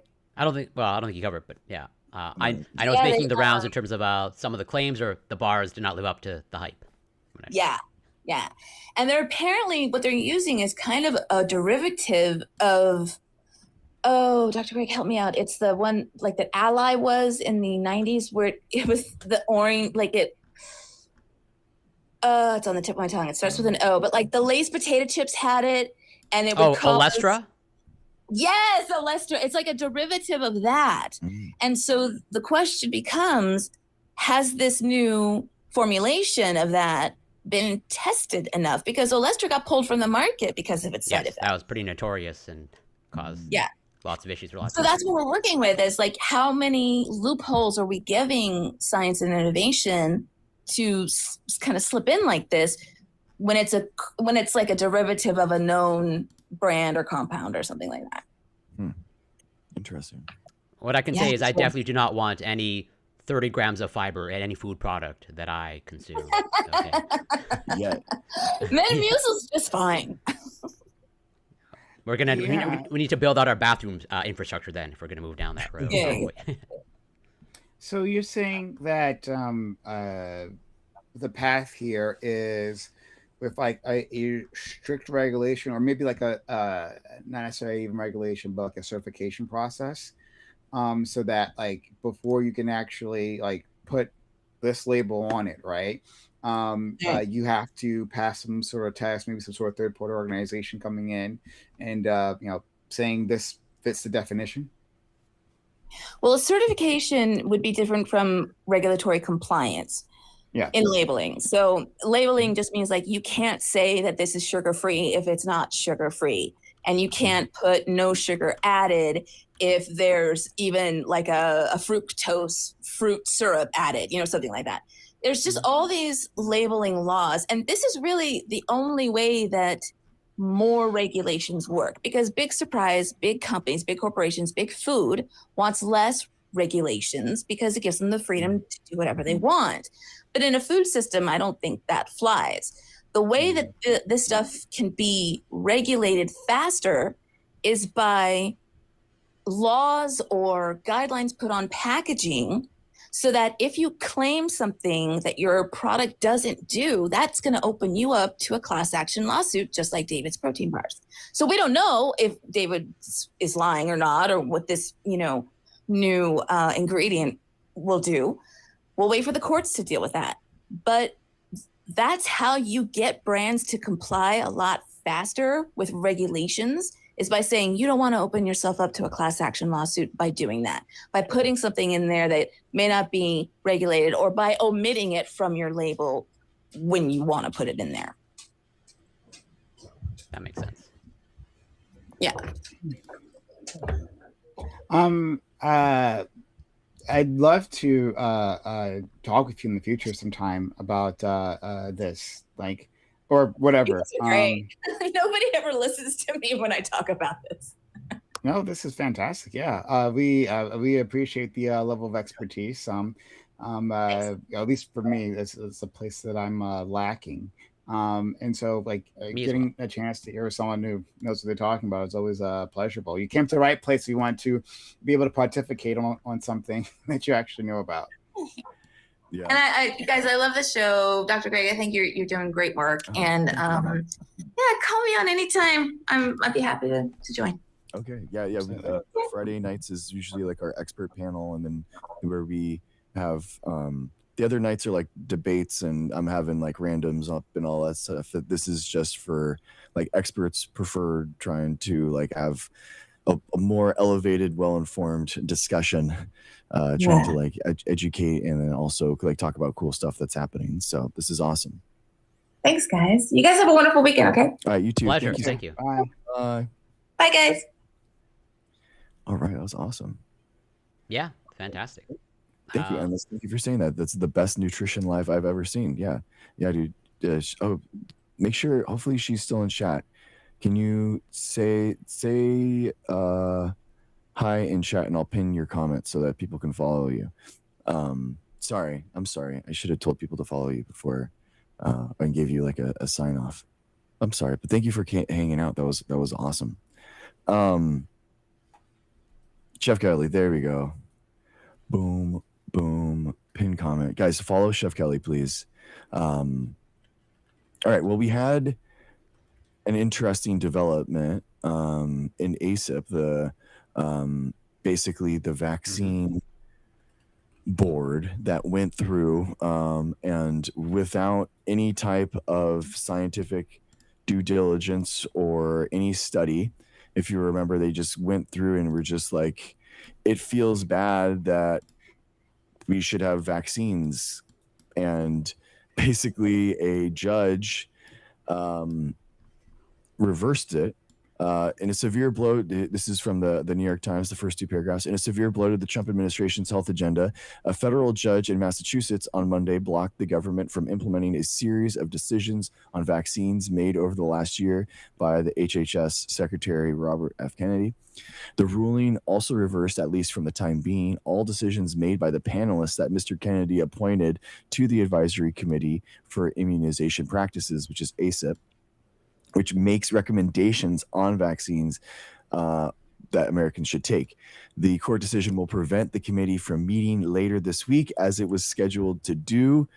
And then within a day or 3 days, basically Robert Malone, who is a grifter that has reinvented himself as the inventor of the mRNA vaccine, and he has nothing. Awful person. Genuinely an awful person. Responds on X, ACIP is actually disbanded. We're disbanding ACIP. The government's response to the AAP lawsuit and Judge Murphy's injunction is to disband and then recreate a new ACIP committee, as this will take less time than would be required to file and prosecute an appeal. There will be no action from the government to respond to the defamatory characterization of the former ACIP members. Yeah, not surprising. I have mixed feelings about this in terms of, like, I'm glad that this ruling happened, but I also recognize that, it's largely sort of like ceremonial. As highlighted in the article, they're going to appeal, and in typical fashion, like, no matter what, they're going to find some sort of workaround. Like, I appreciate the fact that these medical organizations are like trying to push back against this administration and trying to like stand on the science and doing whatever that they can within their power to like try to uphold, ACIP and the scientific endeavor. But yeah, no surprise, sadly, that like I said, it looks like they're going to appeal, and like they're going to just find whatever loophole, just like Trump will pretty much find whatever loophole that he can exploit to get whatever he wants. I think that's the overall just tactic of this administration. Yeah, it's wild. What are your thoughts, Prime? I think this is what happens when you're not in power. And this is the back and forth. And I mean, like that doesn't mean to. I don't mean to be flippant and be like, like this thing like doesn't matter or anything like that. It's just like this is what it looks like, when you don't have the reins of power. Um, so I think that within these times we have to be creative. Like the judicial system can only do so much for us, right? And especially in a judicial system that's been overrun with like Trump appointees, um, like um, like Democrats hadn't been pushing like put it like flooding the judges in the way they should have been. I think Biden was better on this than Obama was, if I remember correctly. I believe that's but true. yeah. But like still, like the fact of the matter is, Trump has already uh, stacked the deck here in his favor. And still, we've had victories with Trump appointed judges because the things he's been doing has just been so like on its face awful. So there's still room there, but in the end, the judiciary is slow and like hard to react to these things, right? Like, and it can only do so in a certain sense, right? So, and instead, like, what do we do? How do we handle these things, right? Like, well, when we're talking about these like advisory committees that have these important functions, I mean, it might be worth it to like work around them, right? Like, I think we brought this up during our last stream or something like that. Like, there was basically like, I think you guys know what I'm talking about. Like, the since the FDA and the NIH has been like undermined, that like outside organizations like there was the American Pediatrics or something, right? Like we're taking on the responsibility of making recommendations now, right? Mm-hmm.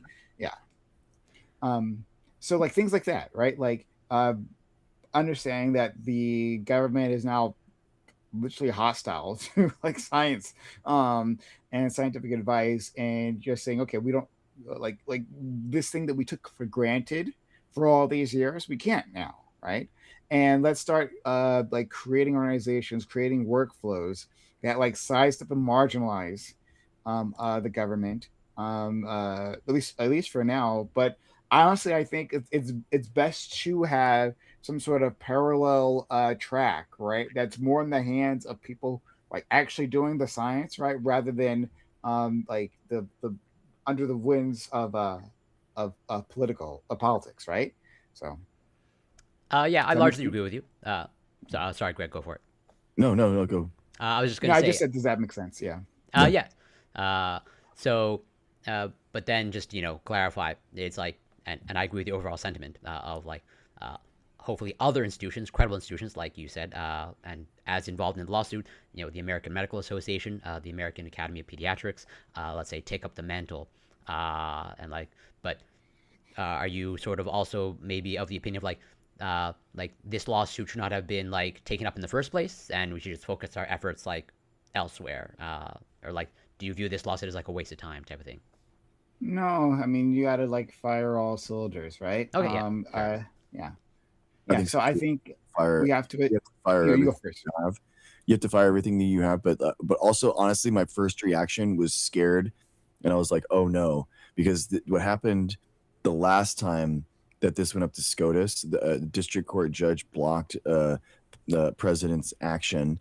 Trump was trying to do something, and they basically went to Supreme Court and said that you can't have judges stopping the president of the United States, and they agreed. So now we have, basically even more powers congregating into the hands of the president of the United States because of that SCOTUS decision. And I was basically worried, like, imagine basically now that going to the Supreme Court and them ruling with the Trump administration that a district court judge can't stop a rogue federal agency because they're going to argue that there is some national defense reason for are you saying that there's no way that the president could nominate an HHS secretary that there's poisons in our food, that we're it's a national security way that we need to stop production of something that's dangerous that's happening? SCOTUS will absolutely say national defense always in the president's hands, and they would say that the vaccine stuff was in national defense. And I think that you would have even more of erosion of that power and more concentration into the president of the United States. So it's kind of like one of those things where sometimes you don't want to see things like go to SCOTUS, right? Because you're afraid of what the president will set. But I think I genuinely, if we do that and we play that game, that prisoner's dilemma game, we just always lose. We never have a chance to actually stop this insanity from going forward. But I do think this is this weird trick of like, oh, a judge blocks us. Okay, we've disbanded. I'm back. Yeah. And you're like, wait. Time to rebrand. Yeah. And it's the exact same people. And it's like, oh no, I'm totally different now. Like what? Like how is that legal? Like how that's what's crazy to me now. It's like, so I'm really like, the application of this could be just like wild, like, oh, you shut down ICE because of what happened in Minneapolis, or there's those agencies are now in political turmoil. Okay, we shut down ICE. Okay, now it's back now. Like what does that mean? How far could we take this? Yeah, well, I think we get a sort of a hint of it, or I think we also see it play out when it came to the Supreme Court like ruled against the tariffs of Trump, right? But then pretty much like I think within hours, or like more or less like immediately, like Trump came out saying, well, that's not really going to stop me. I'm going to find some other way to implement these tariffs, like no matter what, because like no matter they're always going to find a loophole. They have, I think it's pretty clear. I'm hoping it's clear. Well, obviously not, but I think it's clear to us here that there's just less respect for law, and like it really is like whatever the agenda is, they're going to do whatever it takes to find whatever loophole. I'm going to double down on this idea of parallel power structures, because like that was one of the reasons why Trump was able to get into office in the first place. Now, this might lead you to believe that maybe what I'm about to say is a bad idea, but like let me make the case. So when Trump was first running, there was a lot of pushback from within the Republican Party because they weren't stupid. They could see like what a disaster he'd be. But he was, eventually overcome by the people, because it turns out their base is much more horrible than they anticipated. But in any case, the point is that within like the structures of the RNC, right, there was very little support for Trump, very little. However, what had also been built at the same time was a parallel funding system, right? Like before, all candidates had to go up through the RNC and make their case to the RNC elders and get their funding and their mailing list and all that through the RNC, right? So that was a way of having a bit of control over the candidates. However, a separate system was built, and that was through the Koch brothers. The Koch brothers created their entire parallel system of funding and networks and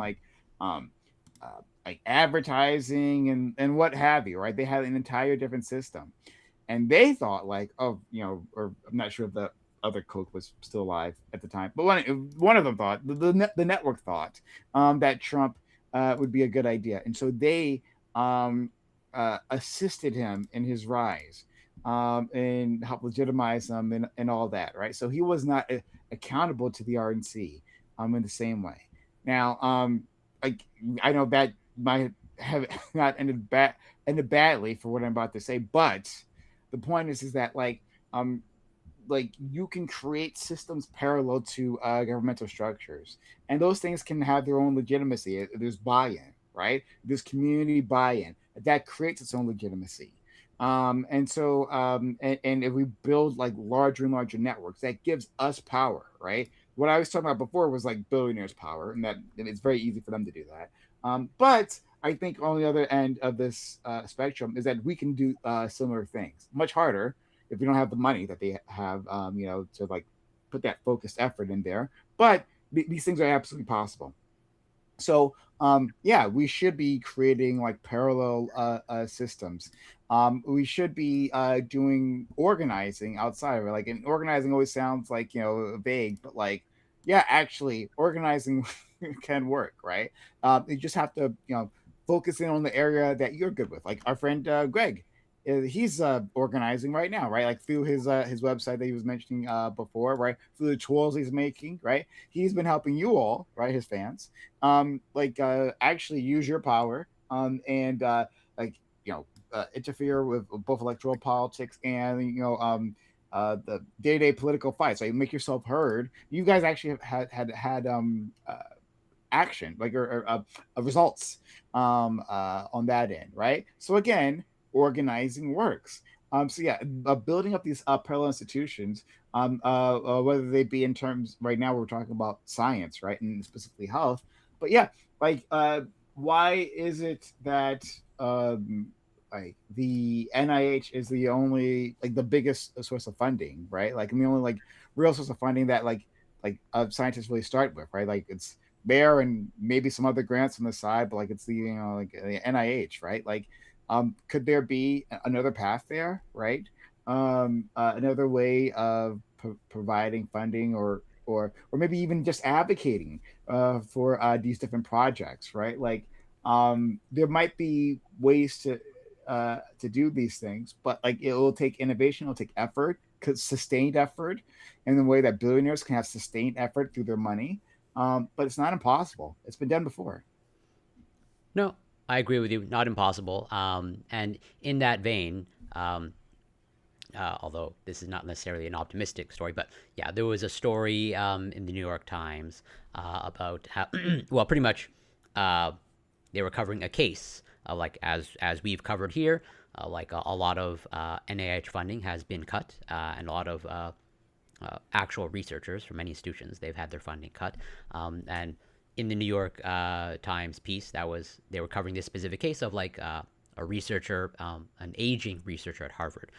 They had they were pretty much one of the victims of having their funding cut, and they had to go through, or like pretty much, they wanted to continue running their lab, as in like they had all of this staff, all of these researchers, technicians, lab managers, and then pretty much like almost overnight, like they mentioned the story of like like they just got an email saying, oh yeah, like your funding's gone, and they document in the article that he had to dip into his salary that he got from tenure to like start paying people. But then he also, as you were sort of alluding to, he did literally try to reach out to like, actual private donors of like, wait, if we can't get the funding from the NIH, which is like, as you said, the majority funds the vast majority of science in the United States. And I think pretty much, if I remember correctly, the biggest science funding of science like globally. But maybe Greg can correct me on that if I'm wrong. But all that to say is, this researcher at Harvard, when their funding was cut by the NIH, like they literally like started going out to like solicit private donations from people and individuals and companies. And let's just say it was mildly successful, but like as you said, this is hard work and it was difficult. Like there were some people that wouldn't do it, but like it was just not enough to sustain that. What if he had an organization that was like a clearinghouse for these things, right? Like one, like as a like I'm thinking from the aspect if I was like a private donor, right? I'm imagining I had money. I don't, but like I can use my imagination. But in that situation, right? Like, okay, where am I going to put this money, right? Like, I'm interested in doing something interesting with it. Like, this money is not necessarily meant for growing, right? Investing, but like some quote unquote charitable causes or whatever, right? Like, well, there is a very established track for like donating to homeless shelters and or like your local LGBTQ like advocacy group or whatever, right? There are ways like clearinghouses where you can that like look through these organizations and see like, okay, well, they doing what they say they're doing, right? Like is this a reputable place, right? So I can have confidence that like where I'm putting my money is actually where it's going to get, not in someone's pocket, right? Like, so we have a track for that. Well, why not for science too, right? I'm sure like a lot of people will be interested in helping out these different projects, right? But like they don't know how, and they've never had to before. This is a novel idea for many of them, right? And who knows, this guy trying to scam me? Like honestly, who is this guy, right? And True. so, what if we had a clearinghouse for that as well, right? Where you could submit your case, right? They could check, hey, are you an actual scientist, right? Like Dr. Greg, like are you who you say you are? Do you have a team under you? Do you have a proposal? Does this proposal like make any sense, right? Like is it the whole 9 yards there, right? You could actually do that, and then start soliciting, right? And once people like start building confidence in that, then they'll be ready. And the time to do this would have been obviously before this moment, right? So that we'd be prepared, right? Agreed. But it'd be what it is. What it is. But like that doesn't mean we can't start now. And like make some sort of like a powerhouse here, where like because even then, even through the NIH, like not everything got like funded, right? And it's not True. necessarily because it was scientifically unsound, right? There could be all kinds of reasons. So why not have more funding for science? We always keep saying, we've been saying here before how much that that investment magnifies, right? Its benefit for society, right? So I think other people can recognize it, not just us here, right? And so such an organization, I think, would be very valuable.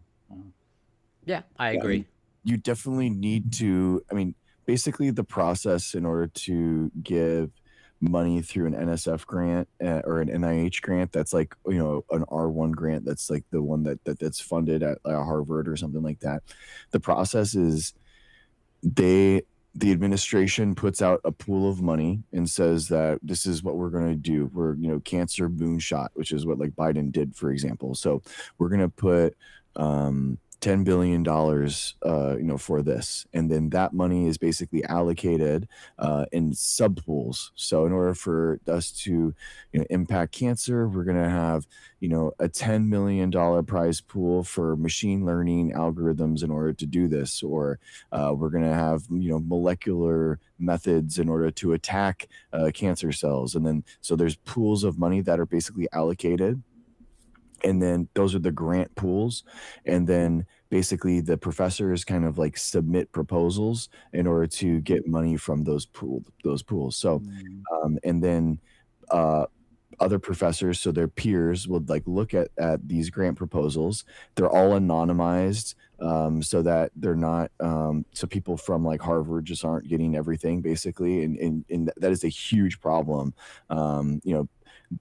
Basically like HBUs and stuff aren't like as competitive in regards to a lot of this stuff. So like success begets success kind of thing, because they don't have R2s, R3s. They don't have the core services. They don't have like the $1 million microscopes. So they need to like use their grant in order to buy $1 million microscope and stuff like that. And then they basically, the professors all take turns to present the grant as if it's theirs, their grant proposal, and then they all vote. So that's kind of like how it's done like right now. You'd need to, I think some of them are like, some of that process is really important, like anonymizing things, anonymizing the names, anonymizing the institution. But to be honest with you, like who's doing targeted gene therapy in humans, and you have a new grant that's saying, hey, I got a new tool in order to do targeted gene therapy editing in humans. It's David Arlou, like we know who that is. So that is yeah, you can only anonymize so much, especially like if you're the one or two researchers doing this specific niche research in the world. Yeah, so it's like the people in the field kind of like know. So that's kind of like the problem too in like these scenarios where it's like private funding is going to be only going to the top 1% of science ideas. That's good in the fact that like they're more likely to succeed, let's be real, but it's also bad in the fact that those longer like moonshots, those harder to get that money is going to like completely transform an R3. They're going to use that to buy that microscope, and now the entire university is going to be changed because of that grant. They might have like an entire institution that they found like just around that instrument now. So it's tough. It is really tough, but not impossible. Yeah, I mean, genuine, like in my opinion, a lot of these places like Harvard, especially during these cuts, they have an endowment. They do not need federal funding. Like they honestly, like they should be going private funding and stuff should basically be going to R2s and R3s. They have like literally tens of billions of dollars in endowments, University of California, Harvard, Yale, all these kind of stuff. If anything, we should be taxing the endowments of these Ivy Leagues, specifically because they were literally created like, with the history of slavery, like slaves built the buildings in Harvard, and that is where that wealth started accumulating. And it's just wild to me that it's not okay. And now that they lord over $55 billion of an endowment, and they have money in order to pay for their own research for a little bit, like they I don't know, I feel like we need to give R2s and R3s way more money. Yeah, oh well, I'm all for giving virtually just increasing funding across the board, because as I think Prime brought up, like the rate of return is just like so high. It's almost like a no-brainer. I don't see why there would be any backlash. Is just nonsensical. It's very risky. Any type of like biotech or something is going to be 90% of startups fail, and then 90% of successful biotechs fail. Because you could have a successful business that just fails because the science sucks. It's very, very risky. Biotechs and that kind of stuff are by far the most risky investment that people can make. So that's why they, people take it out of biotechs and they put it into like cryptocurrency or something, for example, because it's like, that's still a speculative asset that actually has like a higher ROI. But so that's why you have like times like now, that's why you have so much money like flowing out of biotech R&D. Yeah, no, I definitely don't disagree there. Like for sure, biotech is one of the most, if not the most risky. And like, I think there are a variety of reasons for that maybe we can explore on a future panel. Of like, but I think a lot of it has to do with just whatever, bad incentives, and also poor quality research and reproducibility and all that stuff. But separate conversation. But definitely for sure, currently biotech is one of the most risky, if not the most risky. Yeah. And that's why it has to be done, and that's why it has to be funded at like the public level, just because it's inherently not going to be profitable for decades, and that's why it's so nefarious, the funding cuts that are in the center of these decade-long, jumps of like technological leaps. The GLP-1 agonists are a great example. That mechanism was discovered in 1995 with Gila monster metabolism studies, and then that's just now getting to mass market now. So it's literally 30. Well, to be clear, what I was thinking wasn't like another investment fund into these things. It was more like a donation type thing, that like, hey, these are worth like a place for public good, right? And where we should like be investing in the social sense, Yes. paying it forward type of thing. But even then, that's harder, right? Because the big money wants its money to grow, right? Like in the end, when we're talking about private funds, right? Like there's only so much, especially the American public as it is right now, is able to give. And I think it's actually easier, this is going against my point, but like I think it's easier for people to like, give to a specific cause, right? Like like race for to race for the cure for breast cancer, right? Like that's like a something they can kind of grab onto rather than scientific innovation, like for its sake, wherever this might go, but like I really agree with you, and just in general, like this idea of, is it the R1, R2, like research levels? These are research levels, like Yeah. that measures their capabilities as to like being able to. Okay, yeah. Yeah, like So our like the top of the creme de la creme, the the UCs, the Harvards, that kind of stuff, and then the R2s and R3s. I mean, we're talking like an R3 has a a net worth of like $100 million, and like an R1 is gonna have like 20 to $50 billion. Yeah, like it just like imagine because I this idea of this like the $1 million microscope, I guess an electron microscope or something really fancy with a very long name, but like It's a pocket microscope. microscope. Yeah, but like so like this idea of like the compounding benefits um at these different schools, like yeah, like imagine you brought up HBCUs, but them and others, right, who are within that strata, right? Imagine the benefits of like all the people who go through those programs, right, having access to that $1 million microscope, right? One, they get experience, right? Just like straight up, they get experience, and then they're more employable. You have more people who with more skills, more specialized skills within your economy, just like starting off, right? But beyond that, even the research done within that institution, right? There's just going to be more people who can like do those interesting experiments, those innovative experiments, and like with more diverse opinions and perspectives, right? To bring to bear to a problem than like the types that make it through an R1 program. Like we see it all the time, right? Like these like great innovations that come from like um you know unexpected places, I'll say, right? Like the like when we like open up the space for like young talented innovators to like do a thing, right? And we're like constantly surprised as to what these people come up with. Well, let's just like empower them with the tools, right? Like yes, these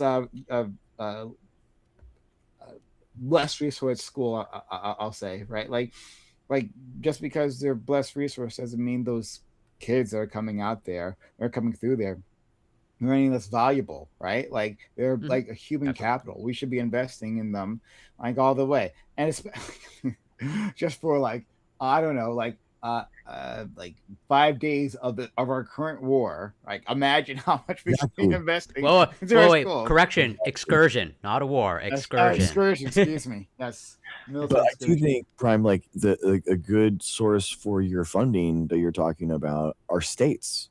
Like states like benefit economically because of economic development that happens within these these universities, because they're local businesses that are going to like create a business community. More business community means more business taxes that are created within these local and economies. So like it kind of like comes down to like how like if you have universities failing, not be able to do their research, then like I feel like you could have states like actually taxing, making a tiered like progressive tax system, based off of endowments, and then try to kind of like redistribute like some of that money. I love what you just said, because this calls back to something else you said previously. You talked about I think it was the place you were working previously, but you were talking about like how there were certain specialized chemicals for your experiments, and that like you had the source of those chemicals, those compounds, whatever, like close by, right? You were working in some sort of research center, and those companies that sourced you, right? Like you could just like make an order, and then like the next day it'd be there for you, right? So like you're talking about making like an investment. So like, but those companies aren't going to be able to source like your institution if your institution doesn't have like the equipment to be able to use their product, right? So it becomes a virtuous circle. Like once you start investing in this thing, where like investing in institutions. So okay, well I'm an institution. Look at all the fancy things I can do, right? I need a a vendor, right? Oh, okay. Well, we got a new client here, a new vendor. We can either open up a new spot, or someone else can do a startup that can, that can source all this for you, right? Like that, like helps, like just like irrespective of like our friend Dr. Greg, coming up with a successful product, right? Right there, massive economic opportunity. Right, like right what he just described there leads to exactly what we're looking for. So yeah, I believe you, he might be Oh, he's back. there you go. I'm Sorry, back. I was praising you in case you. Irrespective of me, I'm sorry. Yeah. Also, I was just quickly. Yeah, irrespective of you, like creating a successful product, right? Like before we even get to that point, right? Like we have like a situation where we're having a lot of economic activity, right? And especially like specialized scientific economic activity that has like the benefits right there. That's that place that startup that started sourcing Dr. Greg. Well, now that they're established, right now they have like a small customer base, they get to expand, and now they're sourcing people worldwide, right? Like this is all great ways. And then that state benefits, everyone benefits from these things, but it takes investment into these situations that aren't immediately profitable, I guess. I think that you can couch this in it's economic development. That's like the technical term for it. And you can also couch it in like small business loans in order to spin out these like companies, in order to from these universities, in order to create that economy, that business economy that like you're talking about, that creates the specialized equipment and stuff like that. Like I think that there's a huge opportunity for basically like the Democratic Party to really push for like small business in this country. And like that's exactly the route. I think like you bolster the universities, the cities, the states in order to create more competition. Like there is no way that our market can be 40% 7 companies. Like what is going to be the next Amazon? What is going to be the next Google? What is going to be the next Nvidia? Like we have to be pushing that, and we have to be like innovating on that sense. And I feel like we've just kind of like lost that. There's so much concentration of like wealth and power in these, and now Nvidia being like so big, so gigantic. It's just they're mega monopolies at this point. Yeah, absolutely. And like as you know probably better than I do, Greg, of like Boston, like huge biotech like hub. I see no reason why you can't just have multiple biotech. Maybe I'm just not seeing it. But yeah, yeah, they do. So basically, like the West Coast to East Coast, you have like San Diego, San Francisco. LA has a little bit of one, but it's not huge. Like Seattle has like something going on. And then I definitely know of obviously Boston and the ones that you like pretty much a little bit on the East Coast in California. But at least those are the only ones that I like. Is there one like in Texas or like do other states? No, there's North Carolina has a research triangle that with UNC, and there's stuff going on over there, which is kind of cool. And then with Broad, MIT, Harvard, in Massachusetts, from Cambridge. So those are really like the big hot spots that are happening. They've been wildly successful. Those like I was thinking like the North Carolina research triangle actually. Those have been extremely successful, and I don't know why we can't be like replicating that. If not, maybe for the same like sectors, that might be too much, but like for different sectors, right? There's like all kinds of niches that aren't being filled, that are being properly serviced, right? Like, why aren't we doing that? Like, we have such an incredible university system here in this For country. now. Like, I mean, for I don't know. now, you should say that the like all these places are hurting. Like in San Diego, there is down bad right now because of all this 30% of all the NIH and NSF grants, like we were talking about before, have all been cut. So it's like a lot of these companies and the universities, which are the lifeblood of kind of like this stuff, is that money ending like severely impacts the entire community of businesses that are centered around them. So but I mean but that's our way back. I really feel like that's a real big like it's good politically and like for technology development in the future. did you guys let's see if I can pull it up. But there was a article, it's around here somewhere, I'll find it, about like I already found it. So this is in the New York Times. I'll send you the archive link. But it was about like how Doge was making its cuts. Oh my gosh, these guys are unbelievable. All right, I've seen some clips of like them being, I don't know, whatever, interrogated, I guess, or interviewed, but so insane, dude. Yeah. That's yeah. So that's a link. It's a New York Times article titled for everyone else. When Doge unleashed ChatGPT on the humanities, and like they were deciding how to make these cuts, and they like asked ChatGPT, "Hey, does this like grant?" They put like this the grant summary or whatever the fuck into ChatGPT, and they ask, "Hey, does this have anything to do with DEI?" And then ChatGPT told them yes or no, and then that's how they made the cuts. Prompt one go, billions of dollars like halted like because of it. It's just, and the interviews, the depositions are just wild, man. It is crazy how just I don't know. I really hate those guys so much. I don't know. And then there was the other article, and I think I think this is an earlier stream that we had, right, where I talked about a specific article where one of the Doge boys, right, he was sitting around like he was like I think eating or whatever he was like not paying attention, and like they're like the committee was just presenting these like NSF grants to him, and he was just like yay or nay. He was like, he had no investment in what was happening, didn't care. He was like, yeah, that one's good. That one's not good. That's good. That's not good, right? More investment into what was going on his phone than these like massive research projects. We just decided. I mean, some of those products you're talking about, Dr. Greg, might have been cut exactly like that, right? This one dude, this one kid who had no investment, no expertise, and didn't give a damn, right? Was just like, nah, I'm cool.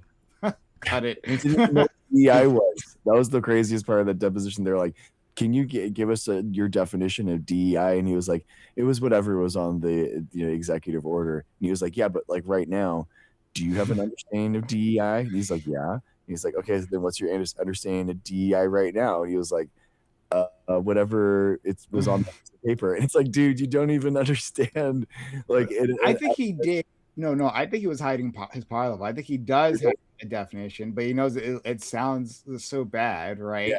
I think he understands the acronym, but he doesn't understand like deeper than no. It's not even like, so what I mean is that like, yes, there is DEI, right? The concept that like was something that was executable policy, but beyond that, I'm saying he has a conception of a DEI, right? And he knows that like in this moment it will be disadvantageous to him if he says what he actually thinks, Sure, I understand what you mean now. Yeah. I definitely think, yeah, he's not going to just like go. Yeah, he's hiding his power level. I can see what you mean. Yeah. All right. Yeah, go ahead. Okay. I was gonna say no. Just last thing, just very sad. I guess just of what I saw of the clips. So like, these people, and like looks like just like pretty much kids or teenagers like allowed to go in and like just chop away at huge amounts of research. This is a very sad state of affairs. That's all. It's so like, and it impacted more than like these DEI like programs, you know, like that's the thing, is that it created instability in the market, so that basically investors pulled their money out of the United States, and they decreased, I mean, it's called capital expenditure, so CapEx. So basically companies weren't investing in creating more jobs in the United States. They were pulling the companies were pulling their money out, and countries were pulling their money out. So like, for example, like Germany pulled 50% of all their research and development dollars that they had invested in the United States. They pulled it out in 2025. So it's like that's because of the instability, right? When you have long-term, decades-long research programs, if you have like turmoil for 4 years, it doesn't make any sense. You just rather just like do that stuff in other countries. So it's just, they just do. And if you're a company or a country, it's easy to just go to another country when the United States is the foreign land, you know? Yeah. And Donald Trump would say, nailed it. That's exactly what I meant to do, in fact. Exactly. I just want to, I just feel like so much is and people, I mean, I have like anti-vaxxers or whatever in chat, saying it's like, well, they think that when I got laid off, like I was doing something with DEI, and it's like, no, like the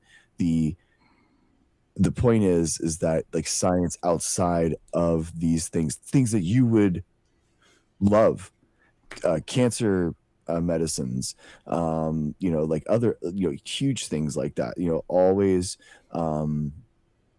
they got cut too. So it's like, we could have, cascading impacts for a long time, unfortunately, because of this. So, hopefully we don't, but DEI just equals bad for these people. And so like, the fact that they disagree with you politically is enough, right? And justification enough that this must have been a good idea, right? We didn't lose anything, right? Like, and it's like this incredible, like, like ostrich, like, hiding its head in the sand, which I guess they don't actually do, but like whatever. It's like this type of behavior, thinking that there is no danger around here, like we aren't actively being hurt, right? Like we haven't lost massive amounts of opportunities, right? Like they don't want to actually like deal with that. They don't want to actually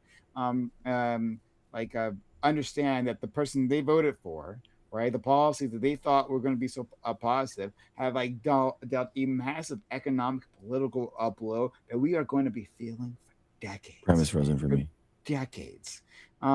These things don't turn back on, right? Let's say like you prefer JD Vance and assuming JD Vance isn't as much as an idiot as Trump, which is a pretty good assumption at the very least. But still, like, yeah, if you assume JD Vance would be better and you're excited to vote for him, that doesn't mean that this money just comes back, right? That's just not how it works. These places they're going to be invested in other places, and there's like an institutional continuity. And oh, I think he's frozen. Are you there? Wait, I'm back. Right? His audio is there. Oh, and his video is there. Yeah. So I was just saying, there's an institutional continuity, and not momentum is the word. Inertia is the word I want to use here. Institutional inertia that happens, right? That once you're settled, once you've established some sort of process, right? Like in another country. Right, there's no reason to change unless there's a reason to. Right, there was no reason for those other countries to pull their money out of the U.S. unless there was some stimulus, some emergency that happened. Trump provided that, right? Otherwise, they would have just kept their money here for like decades and years, right? They would have kept doing that. This also happened in terms of like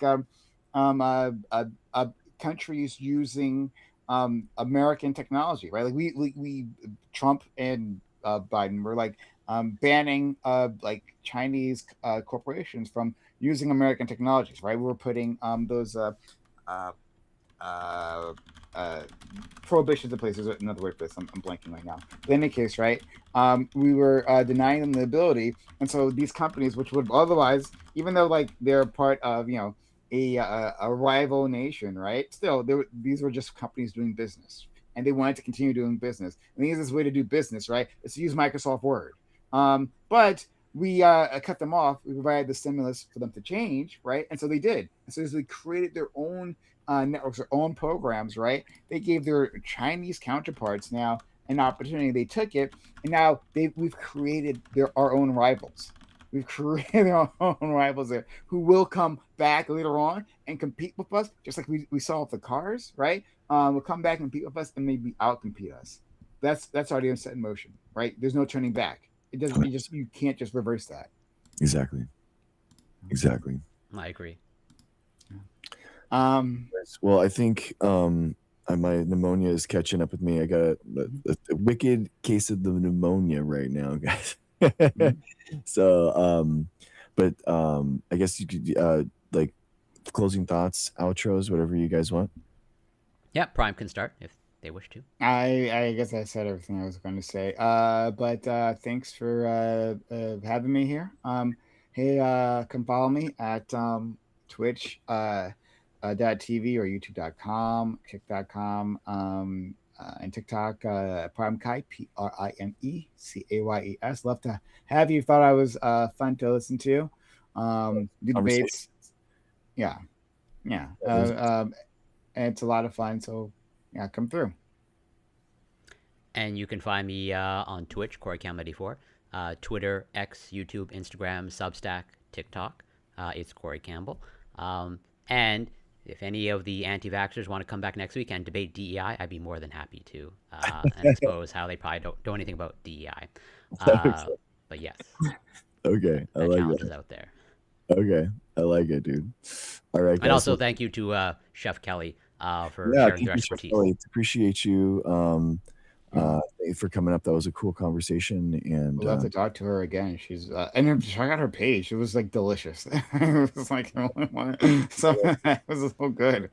Yeah, you got a hard follow. Yeah. I already followed. Yeah, I'm there. With all his bot accounts, he followed. Yeah. Okay. All right. Well, thanks, guys. I appreciate you. Have a Take good care. one. Be well. Hope you recover quickly. Thank you, man. I appreciate that. For real. Thank you.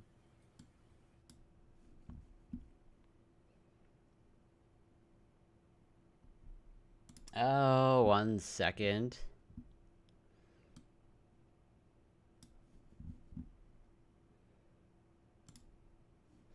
Yeah, I'm not sure why the chats aren't showing up on the screen on the side. Gonna have to look into that.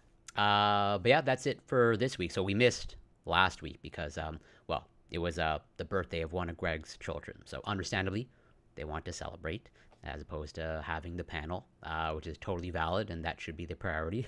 Celebrate your own child's birthday. And so yeah, should be back next week for another panel. And so thank you, Overused True Toy, for passing by. Thank you to Orange Hue for passing by. Anybody else that I forgot, I apologize. But yeah, should be back next week. And until then, take care and be well.